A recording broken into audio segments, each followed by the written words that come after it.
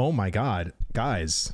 Welcome to episode 113 of the 1v1 podcast, which is our Ranger Roundtable discussion. And I have some really amazing guests with me today. I have my boy Cash, who is one of the co-hosts of the Lord 4 podcast and one of the main GMs of the Black Talent Trading Company. Welcome, Cash. Thanks, buddy. Hey, I appreciate you having me. This was a very cool invite. And I think when I heard who was going to be on with you, I got a little damn nervous. Full transparency. You're going to be fine. You're going to be fine. And then I also have the co-host of the Voices of Verra podcast and our local Is There No One Else? How's it going, brother? I'm doing good, man. How are you? Dude, excited to be here. Yeah, I really appreciate you coming on and giving your perspective. You launched a whole 40-minute Ranger video, and I'm like, damn it. I was like, I want to watch it, but hey, we're here. We're going to leave some feedback, and I'm pretty sure you're probably going to reiterate a lot of the stuff you said in that video in this one too. But hey, it's okay. I saved some stuff. I saved a lot of stuff. Oh, okay. So okay. I feel good now. I feel good. Hopefully the questions I think I have some really solid questions. So, and then of course, last but not least, our favorite Ukrainian Ashes of Creation YouTuber, our boy Flanker. Dude, what is going on, my brother? Everything is fine. It's nice to be here. Thank you for having me. Dude, thank you for coming on, man. I know it's very much a different time where you currently are. So I really appreciate you coming on such an early morning to have this discussion to give your feedback about the Ranger. So it's fine. Without further ado, let's just hop right in because I feel like we have a lot to go over. So this first one will be directed to Cash, and then we'll go down the Jay-Z chain. Question 1. Which Ranger ability do you find the most satisfying to use and why? I feel like this one is going to be like, really, dude? And we were talking a little bit before we went live that, just me being nervous about being here with Flanker and knowing about this is that I feel like they're going to get into like these deep mechanics and I'm just going to be like, airstrike, cool. So I think my answer to this question is kind of along those lines, but okay. I'm not going to lie to you, man. I think my favorite ability to use is snipe. There's just really I use it. Yes, I use it like very situationally. I'll use it like more in a group setting when I'm at range. But when you do it from camo and then there's a wind up and there's that long cast time and you have all this anticipation during the cast time, and then especially like if you're using it with your Mark of the Tiger and then bam, freaking 2K plus crit, and it's just something about that reminds me of other, because I pretty much play Ranger type or a ranged class in every single game. And there's just something about those type of aimed shots that really make an impact for me and really like kind of give me the identity of a Ranger. So it's taking a risk. It's definitely taking a risk. Like if you get caught in that animation and then something closes the gap, you got to cancel your animation and roll out or do whatever you got to do to get the hell out of there. But I just love the feel of snipe. Okay. And I'm trying to see, because like for me, snipe it's a very weird ability, and it's weird because I feel like it's its own thing that doesn't really jive with the other abilities. I feel like it's a very self-isolated ability. It feels very weird in the sense of a rotation. And I was using Grok, which is kind of like the AI that's built into X, to modify snipe in a way that I would think would better serve the Ranger kit. And what I kind of came up with is snipe either being an opener that becomes a transformed ability. So basically, if you use snipe in the sense of 100% health, it works the same way it works right now. After that, the ability transforms into what's called lethal shot. And lethal shot basically is a way faster cast time that also basically affects two abilities, which is your barrage and your headshot. And headshot would then become kind of like your execution ability. That was something like you use at 50% and it becomes an even harder ability at 20%. I've been really using Grok to help me, act as a game dev and really modify these abilities in a way that is more interesting than the way they currently are. But before I get way too much in that, because I can go all debate about that. No one, what do you find as very satisfying to use on the Ranger kit and why? Like what ability? Airstrike, good. No, I will say my favorite skill right now to use is headshot. I think headshot feels really good just because it's the execute. Yeah. There's no better feeling than get somebody at low health and they're trying to get away, and then you wind up the headshot, and then you get that crit. High damage crit. You just see the body flop over and turn into the ash pile. It's a very satisfying finishing feeling. I think it, probably animation wise, maybe it could be touched up a little bit, but overall, as far as impact effect, I think it feels really good in a PvP situation and PvE. So, yeah, that's probably my favorite right now. Yeah, headshot does actually feel better as an actual execution. And what about you, Flanker? Like, what's like your favorite ability to push like on the Ranger, and why? It might be a little bit unexpected, but my favorite ability is not an ability that like primarily deals damage. Obviously, it does, but it's not its main thing. Oh, you're gonna say my answer? Go ahead. It's gonna be Vine Field. That's mine. Oh yeah. That's why it's so satisfying. Yeah, and the reason behind that is, first of all, it has an insane range. It's like probably the ability with the longest range in game now, which is 40 meters. It gives insane impact with upgrades. It can be pretty useful in like 1v1, 1vx situation, but in mass combat, like one good vine field can win you a fight pretty much, or like 100%. Two. So it's insanely useful. But go ahead. Yeah, go ahead. It's fine. Go ahead. No, I was gonna say, like, Vinefield to me is just in PvE, whenever shit's going haywire and mobs are running, you just find field and it just stops everybody in their tracks. It's just one of those things where you feel like as a ranger that you truly are helping your group. Like that one ability, if you use it in a very timed or like in a very reactive manner, like you being a good ranger, like it just helps out so dramatically. And then in PvP, whether it's like an 8v8 or if it's like a guild war or whatever the case is, it's just such a satisfying thing when you just see a bunch of people all coming for you, just vine field, and they're all just stuck in their tracks. And it's so annoying when it happens to you, but it's so satisfying when you do each other. So that's my favorite ability for sure. All right. So let's get into the next question, and I'll go put this on you, No One. Are there any ranger abilities that you rarely or never use, and if so, why? Yeah, this one will get adjusted over time because it's actually more effective. But camouflage, up until like basically this last week, it really wasn't effective at all. Like I would go around and run around through the world, and off a cooldown I'd hit camouflage to see how effective, like how often it would actually work. It'd work maybe 10-20% of the time. And so after a while it's like, okay, this is not effective.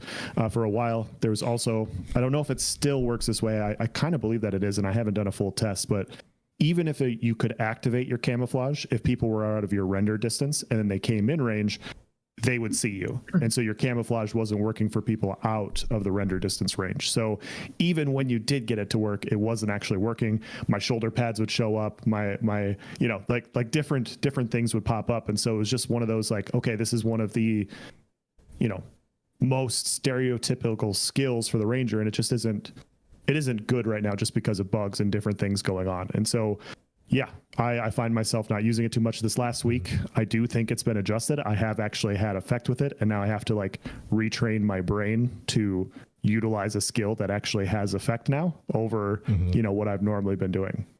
Yeah, camouflage is such a weird thing. I I really would love if it felt more like Predator, you know, and I mean, it's not, I would love true stealth, but I think if I go Ranger Rogue, I think having true stealth for like a very short limited time would actually be really cool and pretty effective.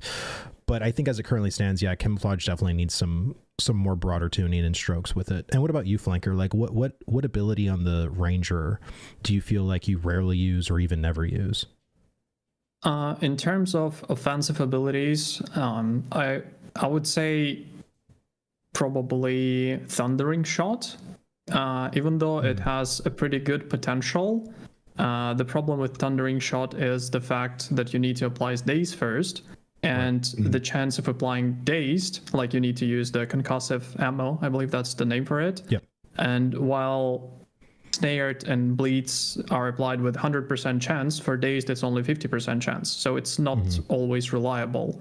And on top of that, the passive that upgrades and makes Thundering Shot AoE, it deals more damage, but the silence that you can trigger with it applies only to one target. So I feel like it's a little like it makes it very situational, mostly for like 1v1s or like in mass PvP. If you already used all your AoE skills and you want to click something else, then yeah, you can use it. But I feel like either days should be back to 100%, because I believe that's what it used to be, or at least the silence should be AoE as well. That will be kind of okay. And also the cast time is like close to 2 seconds. Almost I think. 2 seconds. Yeah, it's yeah. So you spend 2 seconds to apply 5 seconds of silence. It's like the only scenario that I use it pretty often if it's 1v1 versus cleric.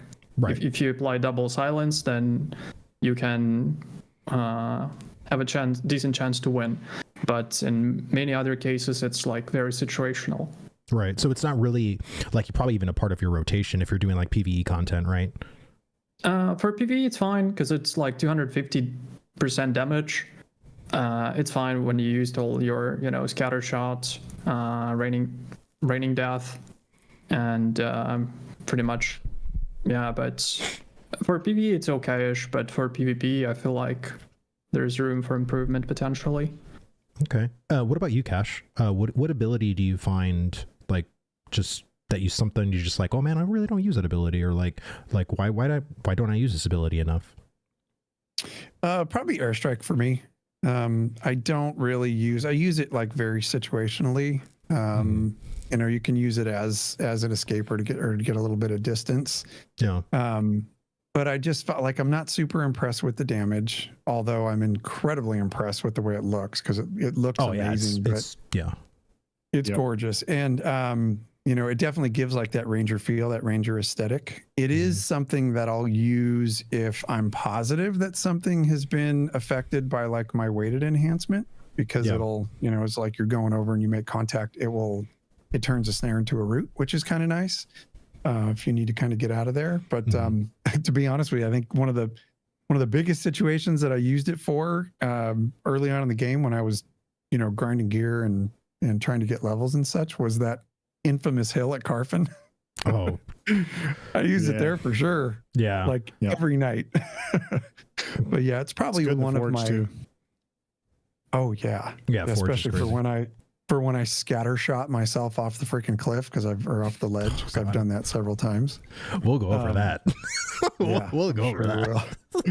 But yeah, it's probably one of my least used ones, even though like aesthetics wise, it's super cool. It's lights out, awesome for the way that that ranger aesthetic.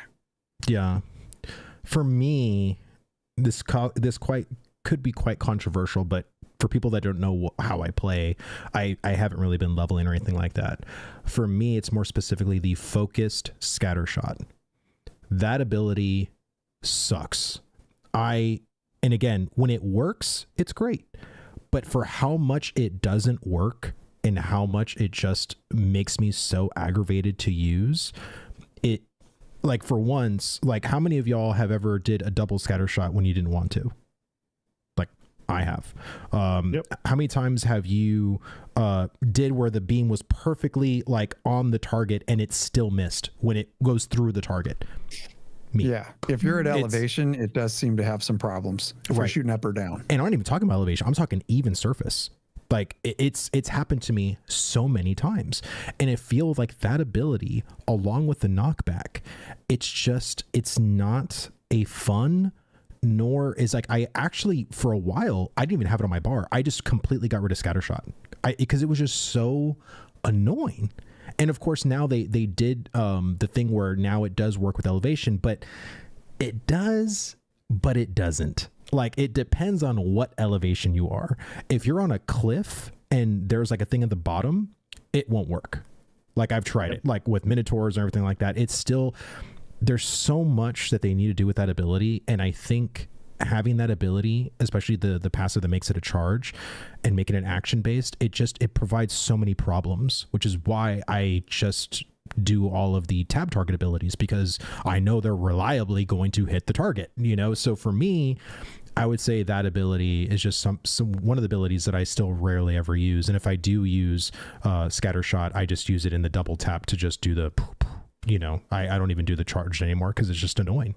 And the wind up and everything, it's just, there's so much to, I can go on and on about that ability, but it's just something that just aggravates the crap out of me. All right. I actually like it. Sorry. You do? I just have to say it. Yeah, I know it has its issues. I know it does. Wow. But it's one of the few skill shots that actually exist on the Ranger. And so like Vinefield, what Flanker was talking about, like the range, being able to activate something, utilizing the ability to put the Vinefield down in the right spot feels good and impactful when you do it correctly. It's the same thing with scatter shot. Like that, it doesn't go, like you have to know what elevation you're at. You have to know all those things. Yes, it sucks when it goes through something it doesn't hit. Yes, it sucks when it disappears. But it is really fun when you see somebody at low health, you used all your other cooldowns, they're running away, and you just wind up and you still hit them for 2K. It still feels impactful, like you actually did that. And I completely understand. And from my perspective, everything I mentioned was all things that need kinks worked out. Like I said, when it works fine, like when it works, like it's a good ability, even though, you know, there's some stuff, like I said, we'll go over because I have questions about it, but when it works, it's fine. But there's just still so many things with it that I feel like it's still, to me, just not worth, especially for the content I do, like it's just not worth taking. Yep, I get it. If I may. Yeah. Yeah, so for scatter shot, I agree with what you said partly, because like charge ability is very situational, and I only used it pretty much in PvE when I was leveling. Yeah. But for PvP, you just get rid of the second passive. You use the one for 2 charges. Mm-hmm. Yeah, and scatter shot is actually insanely good in mass PvP. Oh yeah. Like it's just insane, because pretty much your goal as a ranger is to like land that Vinefield from camouflage or without it, and then you usually do that to catch like a group of people when they, you know, group up, and then to immediately pretty much bomb them. So you catch them, you disengage forward, or you do airstrike disengage to close the gap immediately, and then you do either 2 scatter shots, 2 raining deaths, or 3 scatter shots, 1 raining death with lightning reload. And the cast time is insanely good. And if you are, and on top of that, if you use a potion for physical attack before you land the Vinefield, the damage is like insane. So I definitely agree with that, with using it in conjunction with Vinefield, like even in a PvE setting, like, you know, say we're grinding glint or grinding mobs or whatever, man, you throw down that Vinefield and you do a couple of scatter shots and you just watch numbers fly up on the screen. And that thing hits like a truck. So I pretty much use scatter shot on CD. And again, love that ability. My beef is just with the focus scatter shot. Like I just don't even do it anymore. Like I usually just do scatter shot with the 2 things, because it's just. But again, I have a question on the whole scatter shot thing, so we'll go into that later. But Flanker, let's pull the next question to you, buddy. So how effective do you find the Ranger's crowd control abilities in both PvE and PvP? Once again, the main Ranger's crowd control is Vinefield. It's insanely good in both PvP and PvE. Traps is the second one. Traps might be very like an underrated thing in PvP, because I found myself not using it like in all times when I should. It's super effective against melees 1v1, for example, or like 1vx, because you can just drop a trap under your feet and just play around it, and that, I don't know, fighter or tank will one way or another end up in it, and if he's smart, you just drop like 1 or 2 more and you'll get him. It's also like a zone, I don't know what's the correct term for that in English, like zone denial. In mass PvP, and it's always it always makes me giggle when in mass PvP you drop a trap and somebody accidentally steps into it, and you're like, haha, you know. But other than that, I think that's pretty much that's about it, because like Ranger is one of the archetypes that doesn't really have hard CC if you like don't consider silence, but silence is super situational, and on top of that there's nothing else pretty much. No incaps, no sleeps, no stuns, no trips, nothing like that. Okay. So I guess that's about it. Do you feel like Vinefield could potentially be a little overpowered? Like it potentially might need a nerf, or do you think it is actually pretty balanced for the class? Just your opinion.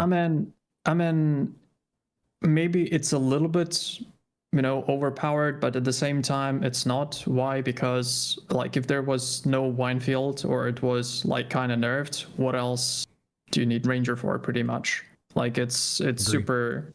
Yeah, so there's pretty much, it's a class with little to no hard CC. Yeah, of course, roots are good, snares are good, but it's just not enough, and pretty much little to no self-sustain, unlike other classes, because Fighter has not the self-heal, but lifesteal, Cleric has heal, Bard has heal and shield, Tank has self-heal, who else? Which one did I miss? Mage has Shell, and Ranger has like a new passive that is not really effective. Oh yeah, I mean, I honestly feel like Ranger's probably the only class that actually doesn't have any kind of a DR or any kind of like anything really like defensively. That's where you need the other classes. And for me personally, I'm fine with it.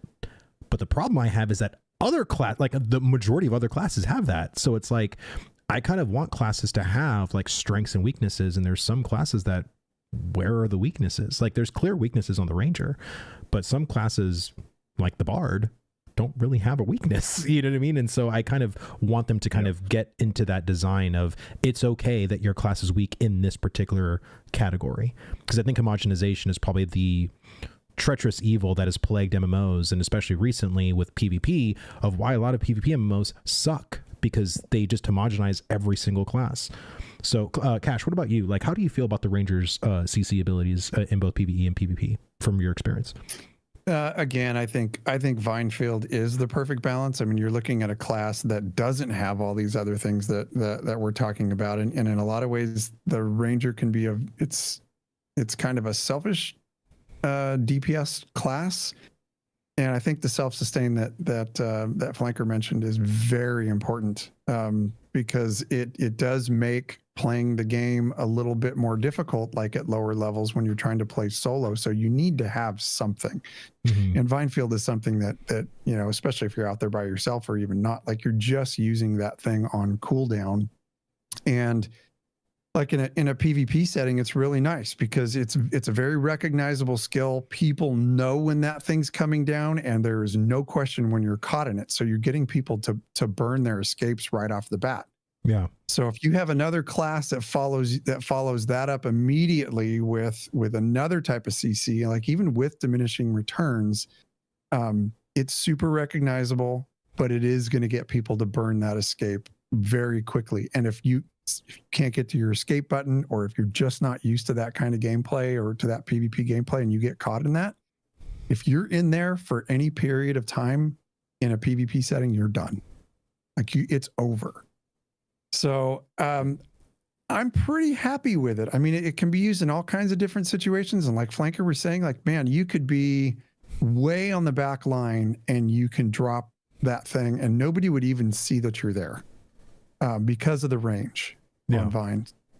So I'm very impressed with it. I don't want to see it get nerfed, which blows my mind that you would have brought that up in case they're watching it.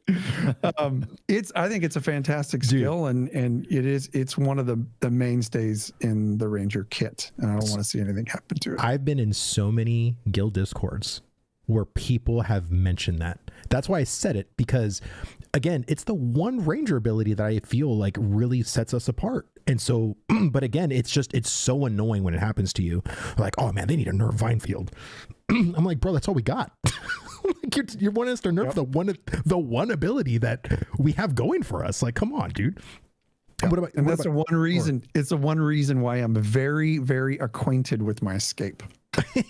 You know exactly where it's at, because you know that on that initial, if there's a ranger in the group that you're going up against, you know what's coming on that initial melee.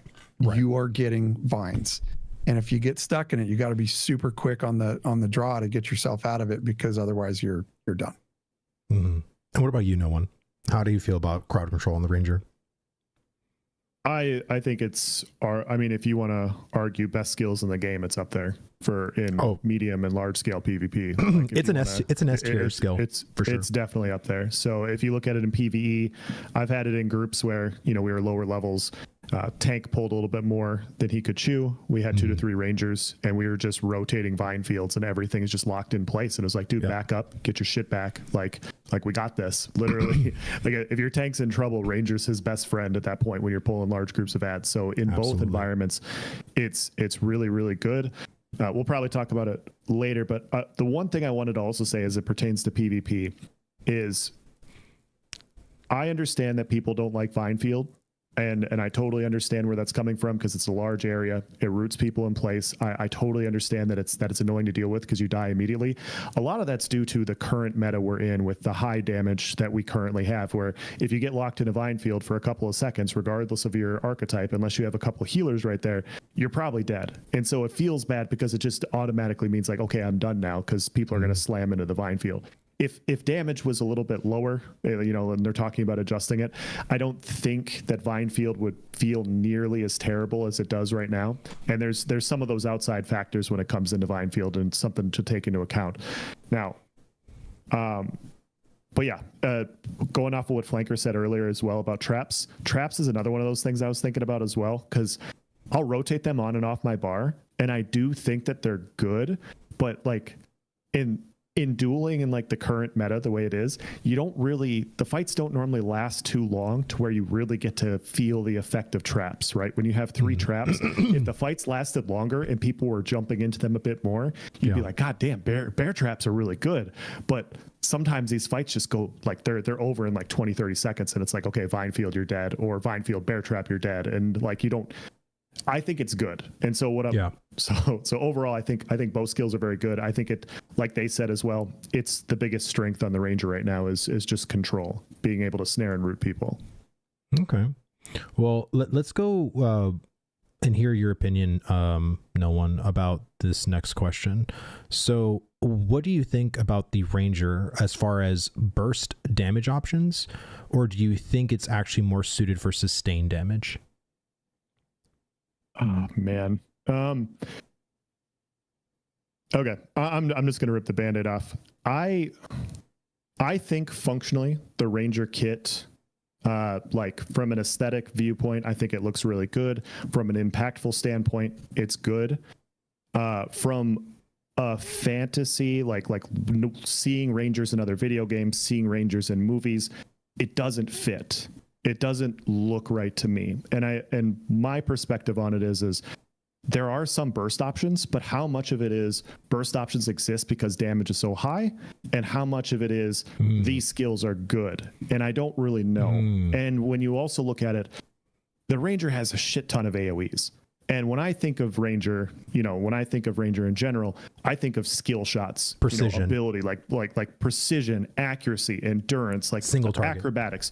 Yes, and I think of those specific things. And so when I think of a single target style Ranger, I want single target damage over time effects. I want burst abilities. I want headshot. Headshot is part of why I like it, because it actually fits in well with this type of thing. And so absolutely, I don't mind too much if you had sustained damage or if you have burst. I think right now Ranger's a lot more burst, but once again, I don't know if that's because of the current situation we're in or if that's by design. And I think I think there's just not a really good I'm going to use the ESO term. There's not a really good power fantasy to Ranger, like typically with what you feel like what a Ranger is and what it currently is in Ashes. And I think those two things is where they clash it for me. Okay. What about you, Flanker? No one brought up such a great thing with like the power scaling, gear scaling, weapon scaling, legendary stuff, all that stuff. But like in your mind, like how do you feel, especially with the talent tree we have as far as like options go? Do you feel like the Ranger's more suited for burst, or do you think it's actually more of a sustained clash for damage? I think Ranger can be good for both pretty much. So if you need, for example, if you need one burst with like, it depends if you want to go with normal damage or with mostly with like skills. If you just need to, I don't know, kill one target and you use a longbow, then obviously that might be okay. But if you need like more prolonged DPS, then short bow and arrow storm are the best. And if you need like an actual burst, like burst, you just use the short bow, arrow storm, and mark of raven, and the damage is insane. Especially if you have good gear, and especially if you use raven at the right time, not at full HP, right? At the same time, okay, there was something else that I wanted to say, and of course I forgot it when the moment came. It's okay. At the same time, speaking of, I totally agree with no one about the visuals of Ranger, because I absolutely, if there is one thing that I don't like about the Ranger the most, is the animation of a short bow, because it doesn't feel like I'm playing, like I'm shooting a bow. It feels like I'm shooting like a fucking AK-47, right? We got that question too. don't... We'll talk about that as well. Yeah. Okay, sorry, I won't. No, I you're won't good. Go you're too good. much ahead. Yeah, but other than that, Ranger like has a decent burst. The problem is, especially now, for example, if you take a scenario of 1v1 versus mage, it's not even like 20 seconds duel as fight like as no one's had previously. It's like I literally had duels that lasted like 2 seconds because of the amount of damage. And the thing is, like, if you want to actually burst as a ranger, you need to trigger that arrow storm, because without it, your damage is significantly lower. And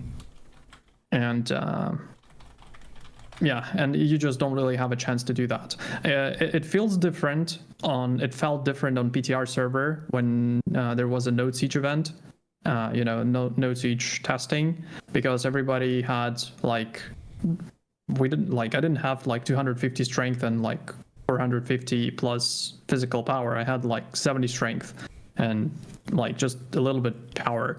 And it felt a little bit different. Like you still do the same thing, but the impact, like you're like, okay, I clicked 2 buttons. How is he still alive? And he's like at 50% HP.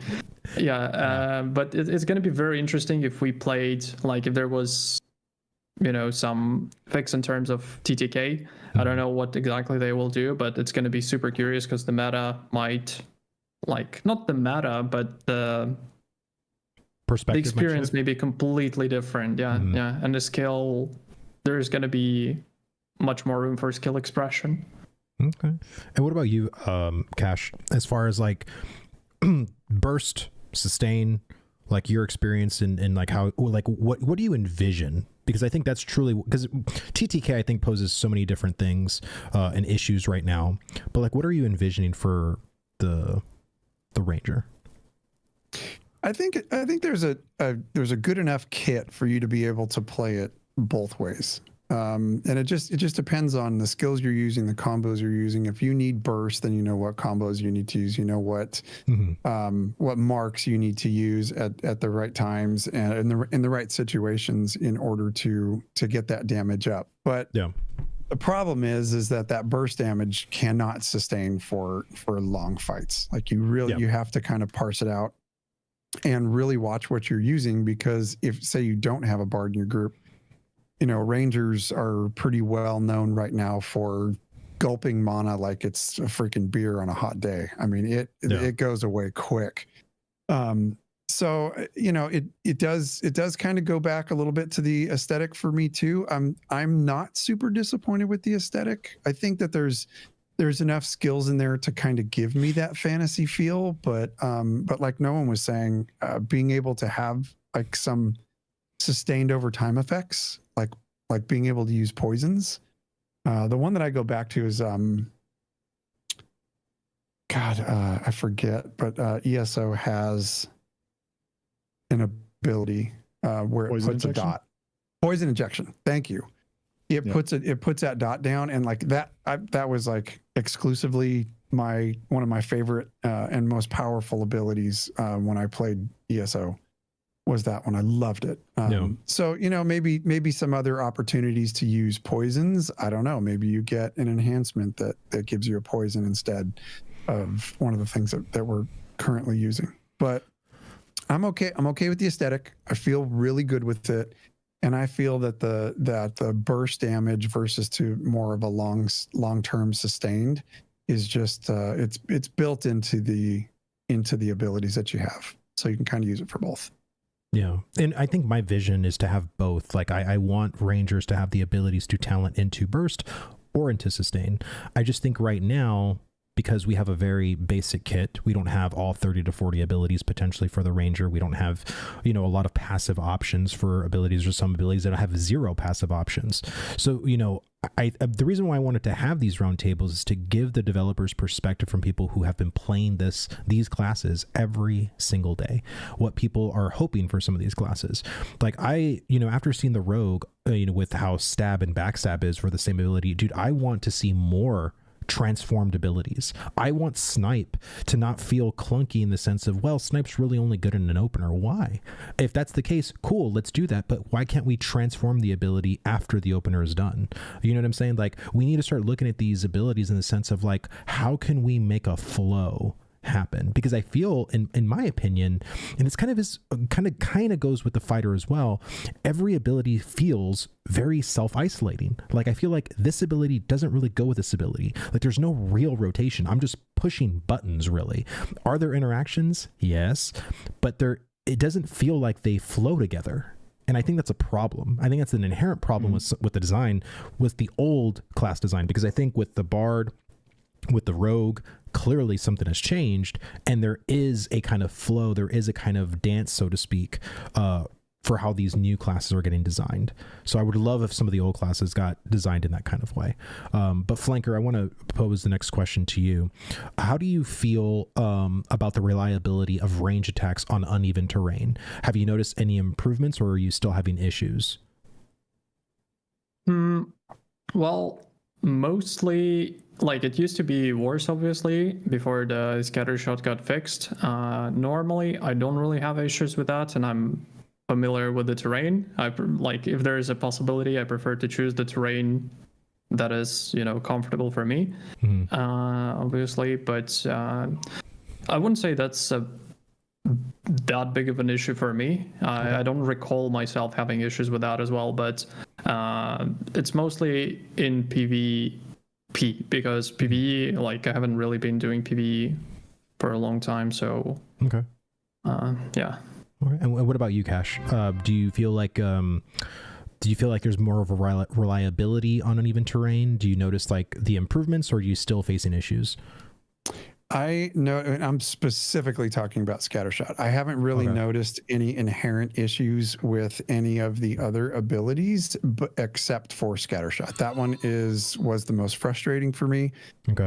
I do play a lot of PvE, and I specifically remember when it was starting to annoy me a little bit. So I asked a couple of the other Rangers that were in our group. I think we're grinding giants or something out somewhere, and it was a very, like, rolling grass, rolling hills and stuff, so there was a lot of times that I was at a little bit more of elevation, and my scatter shot was missing all the damn time, and it was driving me insane. And I remember when they fixed it and it got a little bit better, but I'm still finding that it does miss with terrain. So at least to the point now to where I'm kind of used to it now. So I try, like Flanker was saying, I try and put myself into a little bit more favorable situations with where I'm sitting. I will hold on my scatter shot until I reposition and I'm on a more flat playing field before I'll launch those things off. But the reliability of that particular skill has been an issue in the past, but it's getting better.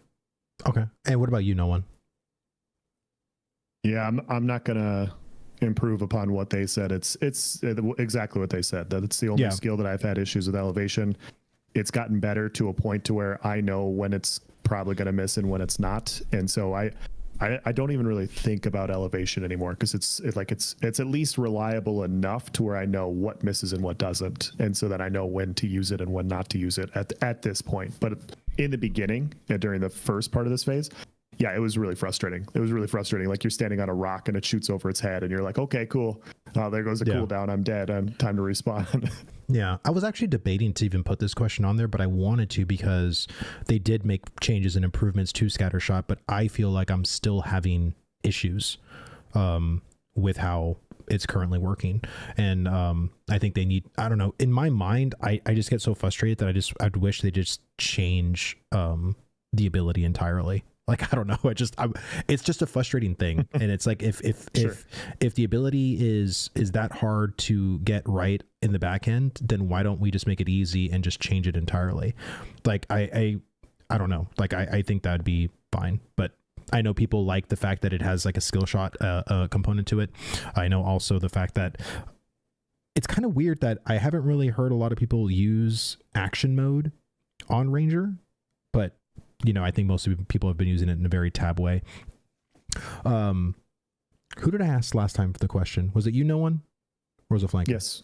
Okay. It was me. All right, Flanker, I'm going to post this one on you. Which passive ability do you find most beneficial, and in what situations? And what passives are not worth taking? I probably know the one you're not worth taking because we talked about it earlier, but... Yeah.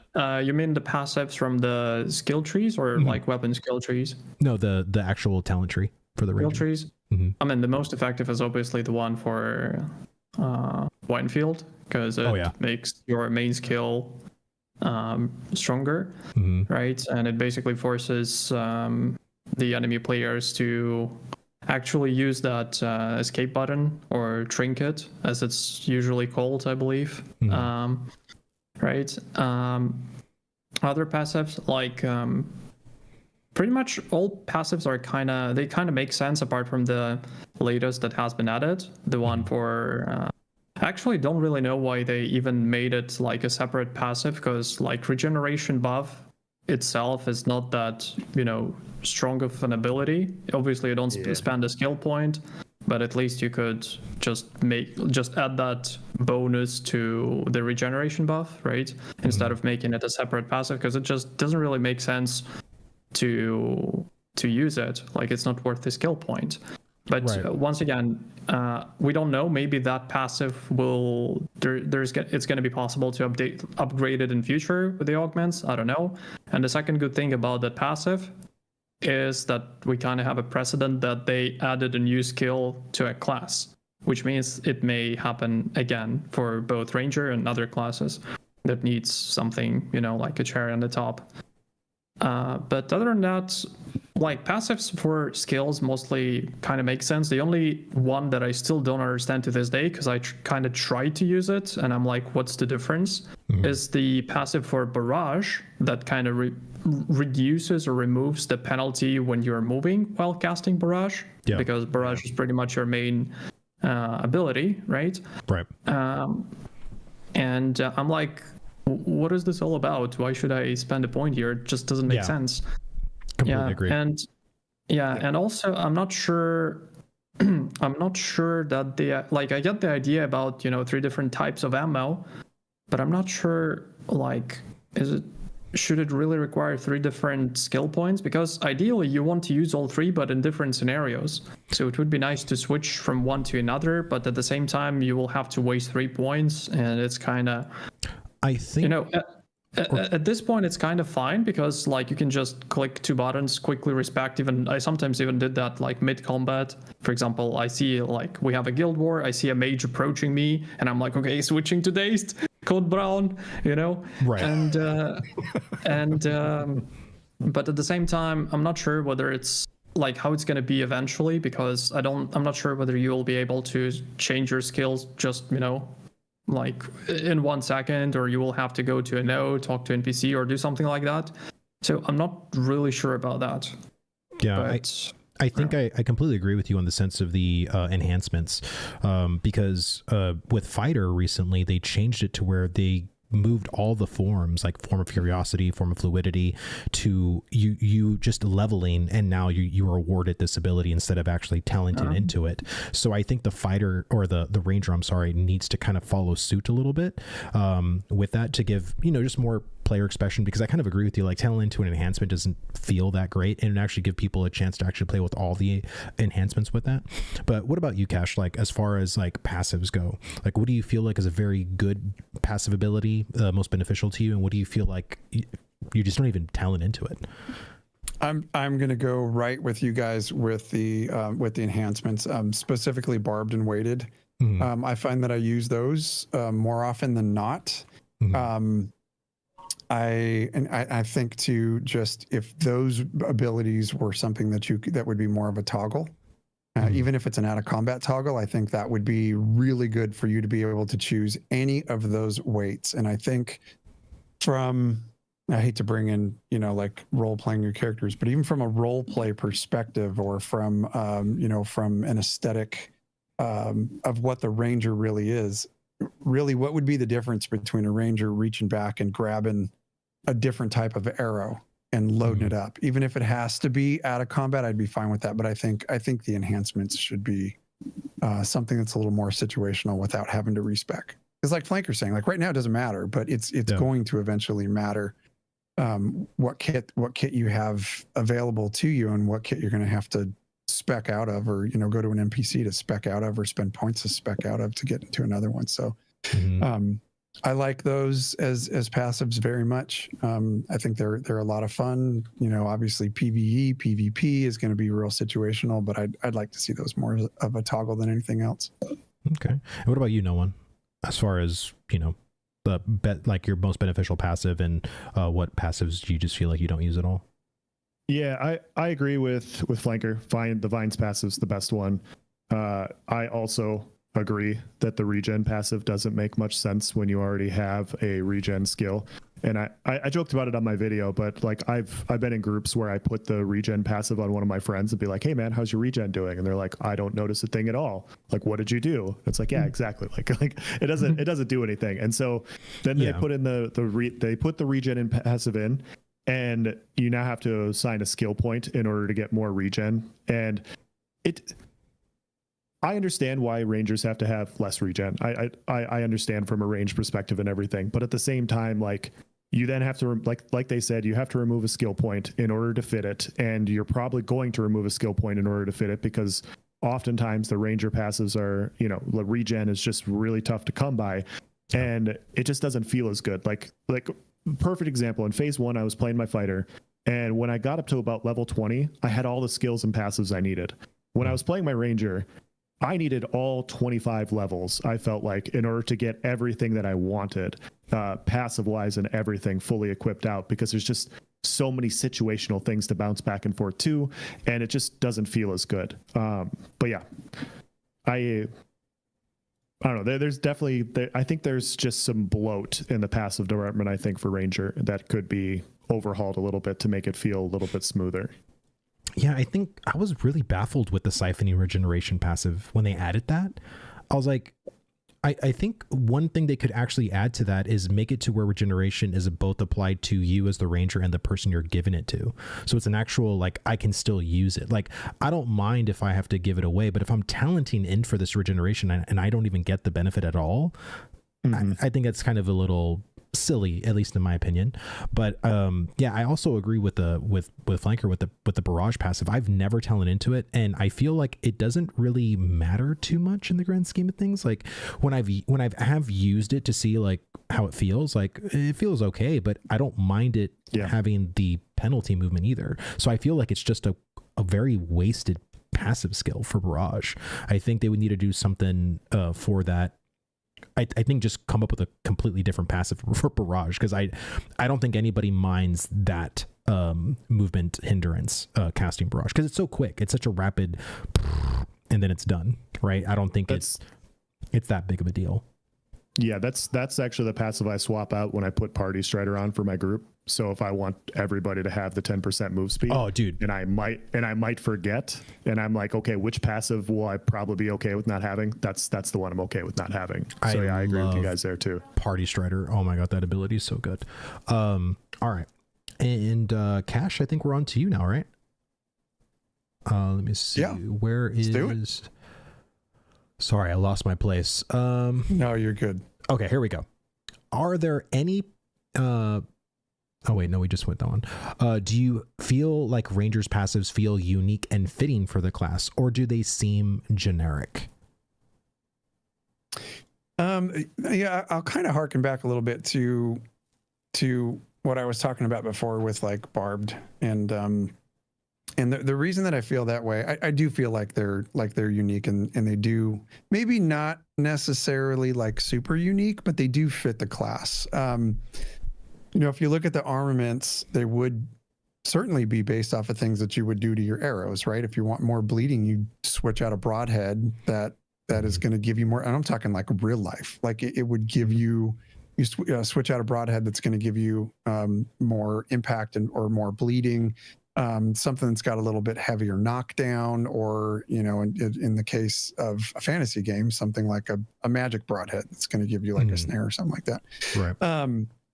Where, you know, things like the hunts, like the bear, tiger, and the raven, feel like they're based off in nature. So I feel like they fit the ranger aesthetic pretty darn well, even though probably a little bit generic. But, you know, I don't know how much more intuitive you can get and more unique you could get with doing things when they're trying to really base them off of like a classic D&D character. Dude, I think they can get way more unique. I think a lot of it is just, well, it's just some of them are okay. I apply more penetration because I used Mark of the Raven. Oh, now I get more mitigation because I used Mark of the Bear. It's, to me, it just it's very plain. You know, like, and you think of other MMOs that have more exciting passives that have like a little bit more, even Kiss Curse, you know what I mean? To where it's like, it's actually pretty powerful, but there could be something that could happen to you negatively because it's such a powerful ability.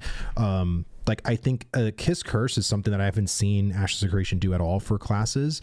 And I think it's probably poised as one of the best MMOs to potentially do it in. I mean, we always talk about risk versus reward, right? So I think having certain abilities that have like a little bit more of a power advantage, but there's a negative side to it, I think is fine. But I feel like a lot of the passives to me are just like, oh yeah, I mean, they work, they're functional, but they're boring. You know what I mean? That's explain that Kiss Curse a little bit, because I'm not familiar with that one. Yeah, so like in World of Warcraft, like you can have a Warlock passive where you gain a movement speed, but you burn your health at the same time, right? So you get the advantage, the bonus of moving faster, but you're also losing health until you click it off, right? So that's what you call like a Kiss Curse ability, right? Where there's something that's powerful given, but there's also something like kind of taken away from you at the same time, or something that's hurting you potentially. And I think, you know, for something like Ashes of Creation, I think having, you know, something like that kind of changes stuff up. I mean, Path of Exile has certain things like that too with its passives, where it's like this really just steroided ability, but it also does something to you where it cuts your mana pool in half, or it's like, well, am I willing to take this really powerful ability and only work with like functionally like half of my mana pool, you know, stuff like that. Like I think Ashes of Creation would really benefit for having more uniqueness and actually just providing the player with actual like hard decisions, because I feel like everything is so clear cut. Like I look at the talent tree and I just like, I know, okay, this. There's never a point where I'm like there looking, this is a hard decision. I don't, like, I'm just being honest, like I don't. But what about you, No One? Like, how do you feel about the Rangers passives? Do you feel like they're fitting with the class, or do you feel like they're a little generic for you?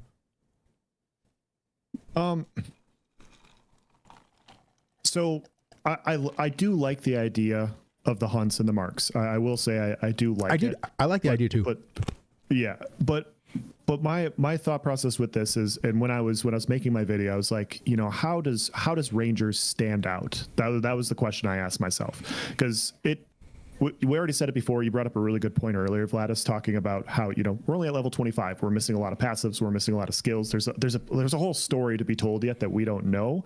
But when I think of cleric augments, right, I know that I'm probably getting healing passives, right? So if I augment with a cleric, I'm probably getting healing. I know if I augment with a tank, I'm probably getting mitigation. With a fighter, I'm getting Unga Bunga. I know I'm just gonna bash people's heads in. That's what their defining features are.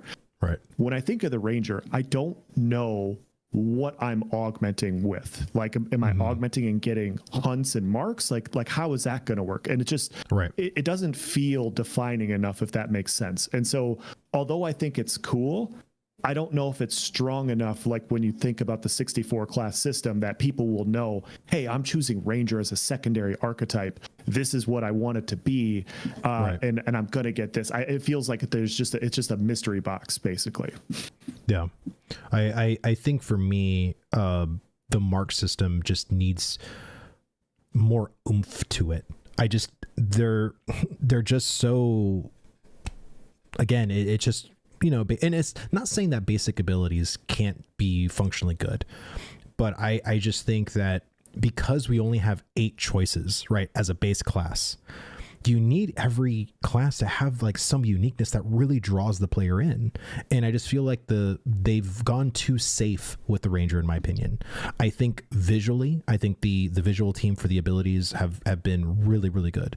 But as far as the functionality, the rotation, I think they need to kind of experiment a little bit. You know what I mean? Like give some true uniqueness to this class that actually could bring like more people from other MMOs that play like Hunter and WoW, or, you know, Ranger and Lotror, or, you know, whatever the case is, right? And give them like, wow, these are some really fun abilities to use. You know what I'm saying? Like I feel like Vinefield is fun to use and get in that given situation, but where I feel like there isn't like a fun factor in like setting up your marks and then putting them off. Like it's just like, again, like click, click, you know what I mean? Like it's just, there needs to be more. But I'm curious, Flanker, for your particular take on this. Like as far as passives, do they feel unique for you for the fitting for the class, or do you feel like they're on the generic side of things? Oh, Flanker, you're muted. Sorry. Oh, sorry, my bad. Yeah, the passives. Yeah, I was drinking water. I didn't want you to hear the sounds, and I forgot to turn it back on. So yeah, the passives for the offensive skills are kind of okayish. Like I don't have issues with that. The only thing that I think could add more, you know, variety to Ranger is pretty much the same thing as I mentioned with you know, different types of ammo, so that you could, you know, not choose one and stick to it and then respec. But also it would be nice, I mean, it's obviously too much to ask, but I think there has to be a way to kind of do something about it. It would be nice if you could have different marks or different hunts that you can also swap, you know, depending on your encounter, because currently everybody's using, like the majority of people are using the same thing. Yep. Because speaking of hunts, you use the one for crit damage, because the penetration is based on what I saw is still kind of bugged. Like penetration mitigation still like, oh, is it? Because I've been using the owl or the raven. I've been using it the whole time.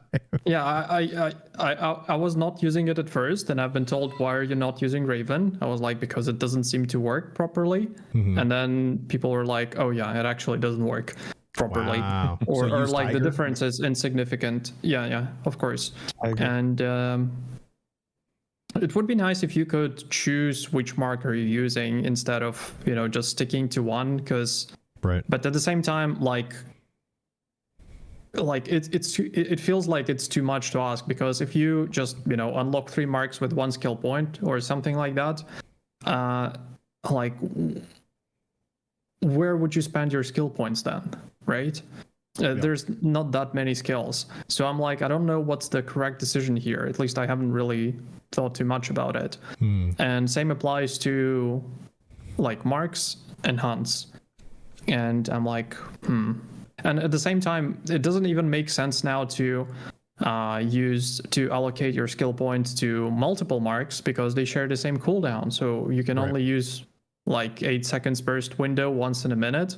Yep. And I feel like it's okay, but I feel like 1 minute cooldown is a little bit too much, especially. But once again, it may change if the TTK was slower.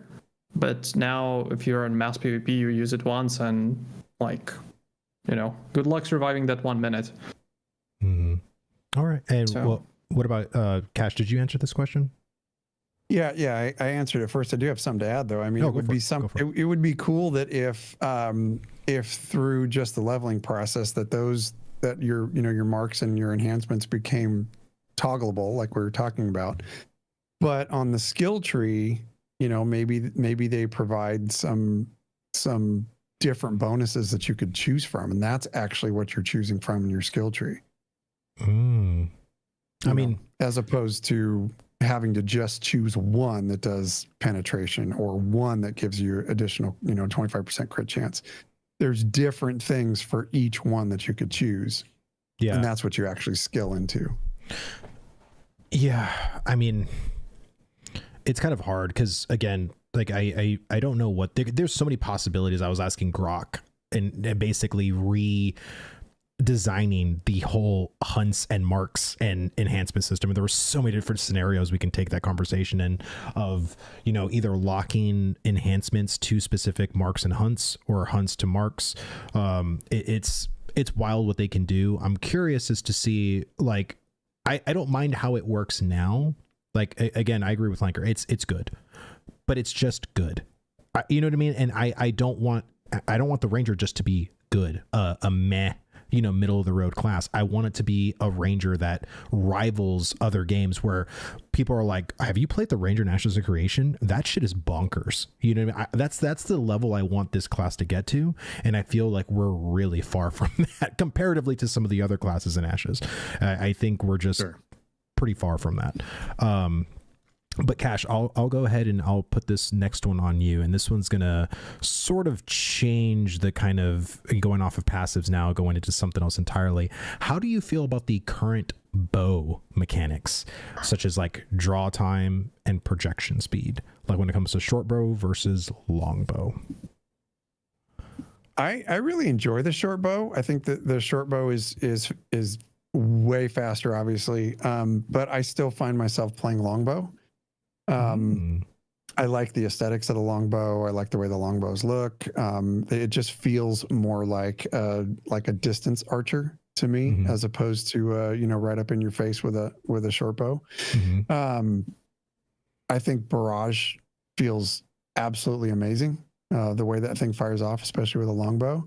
I think that the way that they are now kind of do give it that iconic feel.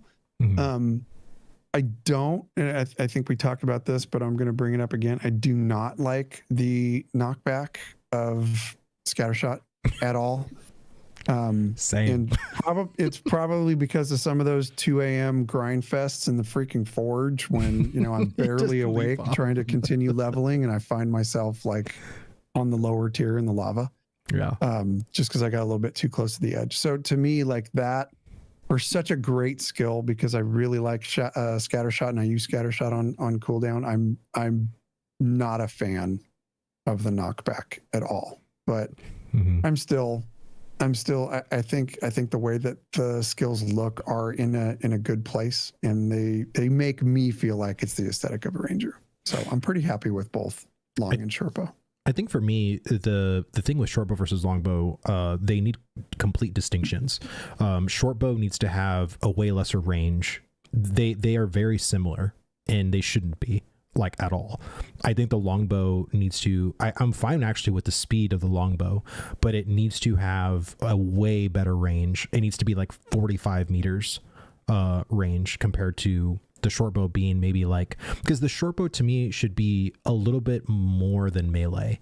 So it's like a mid-ranged, because you think realistically, like a short bow is a mid-ranged weapon.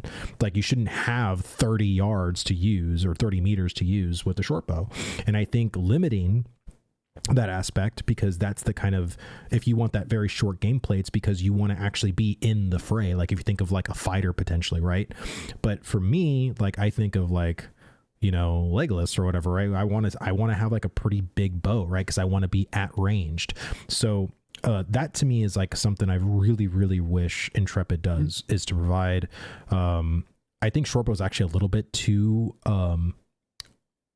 whatchamacallit. Like I don't mind how carefree you are as far as moving, but the short bow to me is a little too fast. It really is. It's a literal machine gun. And I think it needs to be a little slower. And also the longbow needs to be a little chunkier. Leveling a crude longbow in the very beginning, like I can 2-shot on a level 1 fighter, a goblin. You know how many shots it takes me on my longbow to kill a goblin? A lot. not 2, a lot. So I think it needs to be a little more crit based. You know what I mean? It's a longbow, man. You should have some pretty chunky hits on that thing.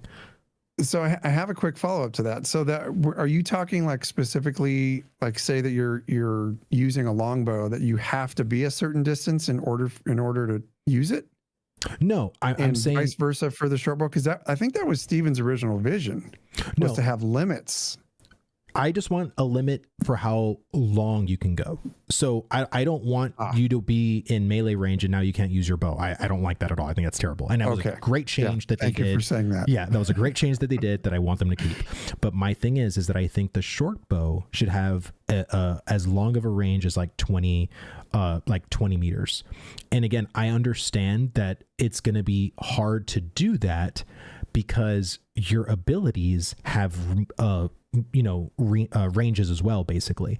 And so if you're playing a short bow, like how does that work then with the abilities? And I think honestly, depending on the weapon you have, should actually change those abilities. Like I think if you're playing a longbow, your snipe should have a 40-meter range, because again, you're choosing to be having that advantage of having more stats, but you're going to be slower, chunkier, but you also have more range. When they're out, fighting in the castle, do they have little short bows? Guys, no, they have their long bows going the distance, man.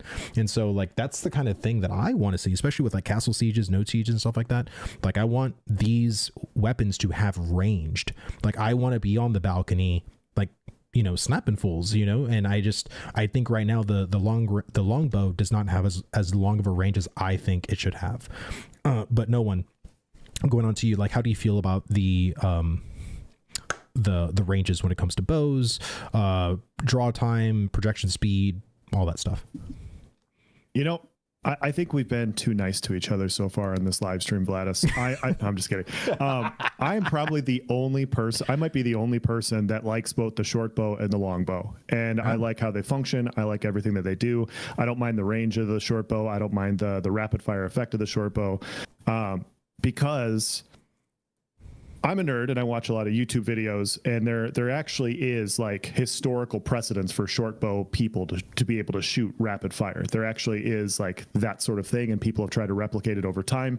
And yes, like the short bow version in Ashes is faster, but the Ranger should be like the best version of a bowman anyways. And so when I think of like we talked about before, when I think of a Ranger, I think of precision, I think of skill. And so if it's a little bit faster, I'm okay with it. And as far as like the distance goes, the distance of the short bow is fine, because the length of the bow doesn't really have as much of an impact on draw power. In general, like you can make some short bows that have very powerful effects, just as powerful as the traditional long bows. I do think that their graphic design team that has made the short bow, that has made like the Penobscot bow, which is a type that's in there, I think they did their homework. I really do, because it's a type of thing that exists in Ashes. Like what we're talking about, we want stuff to exist in Ashes that doesn't exist anywhere else. I haven't seen anything like this that actually has historical precedent, that actually like exists, and it exists here, and it's really cool in that regard. With that being said, I do agree that Ranger should have something that stands out. And if you're talking about having added range, I think that would make sense. Like, I don't want to go, this will be the last time I bring this up, I promise, but you brought up the range part of the Ranger. My personal view on what a Ranger is like endurance, movement, speed, mobility. Like that's what I think of when I think of Rangers. I think of Aragorn from Lord of the Rings. I think of Army Rangers. Like that's my belief is it's sustain. And if you go with a bow-based Ranger, I like it. I would like to see it focused around accuracy or skill with the bow, and part of skill with the bow is being able to shoot from farther away. And so having, like you said, perhaps a 35-40 meter range of more skills, because you're a Ranger and you're more adept at firing those weapons, makes a lot of sense. It would help make it stand out. And then when you would augment the Ranger, you could then provide range pass, like even to melee characters, like, hey, if I'm choosing a Ranger, even melee skills have a little bit more reach, because this is what they do. They're just more precise with their weapons. And so I think that would be a cool way to approach it. So I do agree with that part.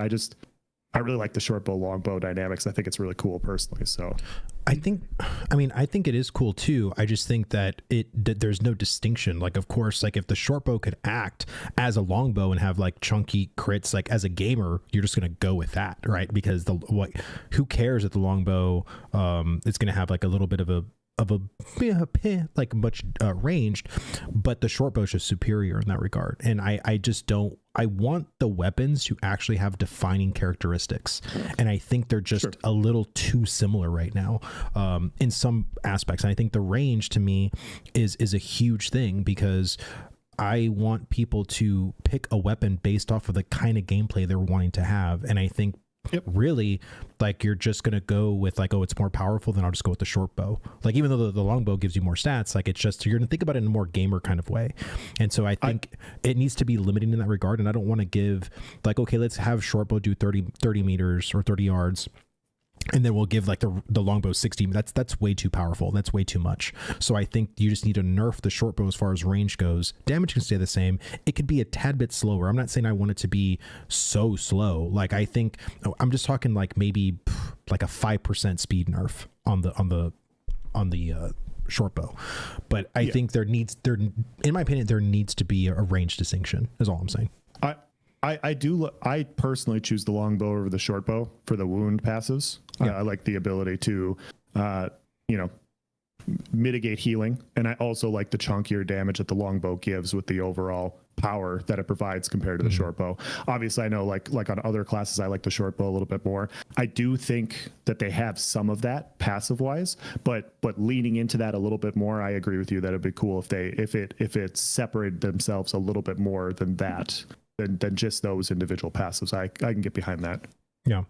And Flanker, what about you? How do you feel about the current bow mechanics, range, draw time, projection speed, the whole kit and caboodle? Yeah. So you mentioned a few things that I wanted to mention, which is good. It means that we're kind of on the same page. So in terms of range for short bow, I feel like 30 meters is okay, and you can't really go lower. The reason behind that is because if you make it like 20 or 25, it's just you're pretty much not a ranger anymore, because like mages have 30 meters range, everybody else has 30 meters range, and it's like it doesn't really make much sense, because otherwise people, especially in mass PvP, you like short bow will be dead pretty much, because in mass PvP you don't really want to step out of the line. On the other hand, when it comes to longbow, that was my first thought when I was playing in phase 1. I was like, wait, it's only 5 meters difference. It's not that a lot. And speaking of passives for ranger, and what can make rangers stand out a little bit is you can add a passive that increases the range by, I don't know, like 3-5 meters. Maybe 5 is okay, probably not 10, because 10 it's going to be too OP. And the reason behind that is if you're playing, for example, even in like 1v1s, and you play against fighter or a tank, and they're using a longbow as a secondary, they shoot further than you, and you have to close the gap as a ranger against a tank or a fighter. Like, it's a little bit weird, I think, right? And at the same time, I think as a ranger whose primary weapon is a bow, I know you can use all weapons, but you kind of need to have advantage of that, like of the fact that this is your main weapon and you're a ranger, because or it even applies to mages, because they can have a 35 meters range with a longbow, like mage spellbow, right? Long spellbow or whatever it's called. And I'm like, who's the ranger here? Hello, and I think it might be a good idea to have a passive for like extra 5 meters, because that will make a difference. I saw some people in the chat saying that 5 meters is not a lot. It depends on situation. In 1v1, it's an extra shot. It's not that big of a deal. In mass PvP, it's huge if you play longbow in mass PvP, because that allows you to deal damage. Like, if your positioning is right, it allows you to deal damage without taking damage. But once again, it depends on your group composition, on enemies' group composition. whether you have some, buffs on yourself from mages. Because if you have like a lightning buff from a mage, like shooting, keeping some distance, playing longbow, applying Winefield from a safe range and triggering volatile from your finishers, it's pretty good. But if you, for example, don't have a tank, you have to play with a short bow, because you kind of mostly play as a front line ranger, because someone has to take damage and that someone has to be you. So you use your Winefield and you play offensively. If enemy has a tank, perfect. That makes more sense for you to play short bow, because you can easily charge Arrow Storm from the tank, because tank is there to take damage and you need to deal damage. And when you trigger Arrow Storm, you're ready to pretty much bomb, right? Or just jump on specific target that is out of position. So but I think like what I was trying to do, even though it was a little bit early for me, because I need to, master my shortbow skills first properly. I was swapping between longbow and shortbow mid-combat, which is also another topic of feedback, because when I'm swapping to, for example, to longbow, I have sword in my hand instead of that longbow. So I have to click two buttons, and it's a little bit annoying, but it's fine. I got used to that. But ideally, currently you need to use both depending on the situation. But also I saw some people saying that short bow is just bad. It's like, I thought that as well, but then good people in my guild taught me that short bow is actually insanely good. And then I was really like, good. Holy shit, it's just insanely good. You just need to figure out, you need to suffer a little bit, and then it clicks in your head and you're like, now I get it. Yeah. So, because the burst is like, for a short bow, is insane. For how fast it is. I mean, with the right gear, the right weapon passives. I mean, again, the longbow's chunky, but you fire off so many shots so quickly that you're just going to take down the opponent faster. But again, I think this is kind of an early discussion, right? Because I think there's going to be so many tweaks ahead for both weapons and everything like that. I don't mind if the shortbow stays at 30 meters. I would think an extra 5 meters for longbow would actually be pretty good.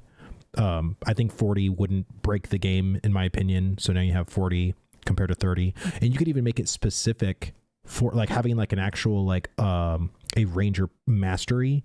Like if you equip a weapon, you have 5% or like you have 5 meters more for longbows or something like that, right? So it's just like, it doesn't affect all the other classes. Like all other classes will still have a 35 meter longbow, but you as a ranger will have a 40 meter longbow. I think having something like that, just because you are playing a ranger, would be okay. And that actually kind of tracks too. And like, I don't mean to swing this into real life, but like when you use a bow, like say use a compound bow for hunting, which is probably more of a short bow, but like 40 meters is that's your sweet shot. Yeah. I mean, that you can be incredibly accurate at 40 meters with a bow in real life. So I think if you're going to do longbow, I mean, as opposed to like what an actual longbow is used for, when you look at medieval history, like they were aiming like way up here to take a shot. So the accuracy was going to vary there. But when you're looking at like an actual modern bow, 40 meters is about, that's your good shot right there. And it does provide enough distinction too. And again, like because I do agree with you, Flanker, like having a tank have 40 meters just because they chose longbow would be kind of ridiculous. Yeah. But I think if they just gave some kind of a passive to the ranger, like a bow mastery that does that, and you could even do something that affects short bows too. Like you can have 5 meters more for longbows, and you can have like, potentially like a little bit more damage for short bow, or, some other kind of modifier, so to speak, for short bow mastery. Yeah. Something. Accuracy, penetration, whatever, But Nolan, I want to direct this next question to you. How do you feel about the Ranger class when it comes to defensive options? When it comes to surviving like PvE content, PvP content? Do you feel like we rely way too much on our healers, or do you think we actually have the tools to potentially get away? This one's hard. This one's tough to gauge because most of the defensive skills are broken in one way or another. So you look at like I said earlier, I mean, camouflage is better, but it's not perfect, and so it doesn't work super well. And until that gets fixed, it's really tough to gauge how good ranger defenses are. But even then, like disengage, for instance, I've had issues like especially when you try to equip the omnidirectional disengage passive. Like I'll front flip away from somebody and it'll bounce me right back into the pile. And so it's like, is this skill good if it works? I don't know. And so I feel like it's just with this, I'm gonna take the easy way out, and I'm gonna just say question mark. I'm not sure, because our current defensive skills don't work well enough for me to say that these are enough. But right now, yeah, absolutely. I rely on healers quite a bit more than I would on other archetypes, on a tank, on a fighter. I mean, a rogue. A minimal testing on the PTR. You're very reliant as a ranger. With bards and clerics, in my opinion. Okay. What about you, Flanker? Actually, what no one just said reminded me about one thing that I wanted to say and forgot. So now I remember it. I even wrote it down. Awesome. So what you guys mentioned about scattershot, that's jump back or whatever it's called, it can be theoretically, I'm not sure about practically, but theoretically it can be easily fixed the same way as disengage. So for disengage, you have a passive that doesn't require a skill point, which is omnidirectional disengage. You can spec into it so that you can use disengage in all directions, or you can not use it, so your disengage will be always backwards, right? So you can do the same thing for scattershot. So if you want to have that jump back, you can have it. If you don't want to have it, just don't use it. Don't spec into it, and you'll be static. Because I think it makes sense, and it makes the gameplay much more comfortable, because when you click on a skill button, you want to kind of, feel positive about it, not positive and negative, because you're like, and you don't want to feel that, if you're stepping on the edge in the forge, as Cash described it, I didn't have that experience, but probably you don't want to feel anxious, like, am I gonna fall now and die, or that's because you're a better player than me. Well, I mean, it's and just to go off the scattershot thing, we're talking about Kiss Curse. Like, if you're gonna have me do a knockback, make me do a knockback, but give me more damage. Give me a modifier that is it's like a blessing and a curse, right? I hate the knockback, but I love the fact that I do this extra thing that comes with the knockback. If you don't take the knockback, then you don't get the perk. You know what I mean? Like, that's what I'm saying. Like, there's so many things that they can do for Ashes with classes that could really make it interesting. But go ahead, Flanker, with your... Yeah, and sorry, I forgot what was the original question. Oh yeah, the question was basically about defensives, like options. Do you feel like the class has enough defensive options to help survive in challenging PvE or PvP scenarios, or do you feel like the class relies too heavily on healers? I think for a ranger specifically, as long as you don't really have any self-sustain, you only have a potential to kite. Yeah. Right? But at the same time, you don't really have any hard CC apart from the roots. Mm-hmm. So sometimes you can get away with roots, but mostly your, code brown button is a mount that is parked next, like somewhere close. So that's your way to get away from it, and it actually applies to all classes.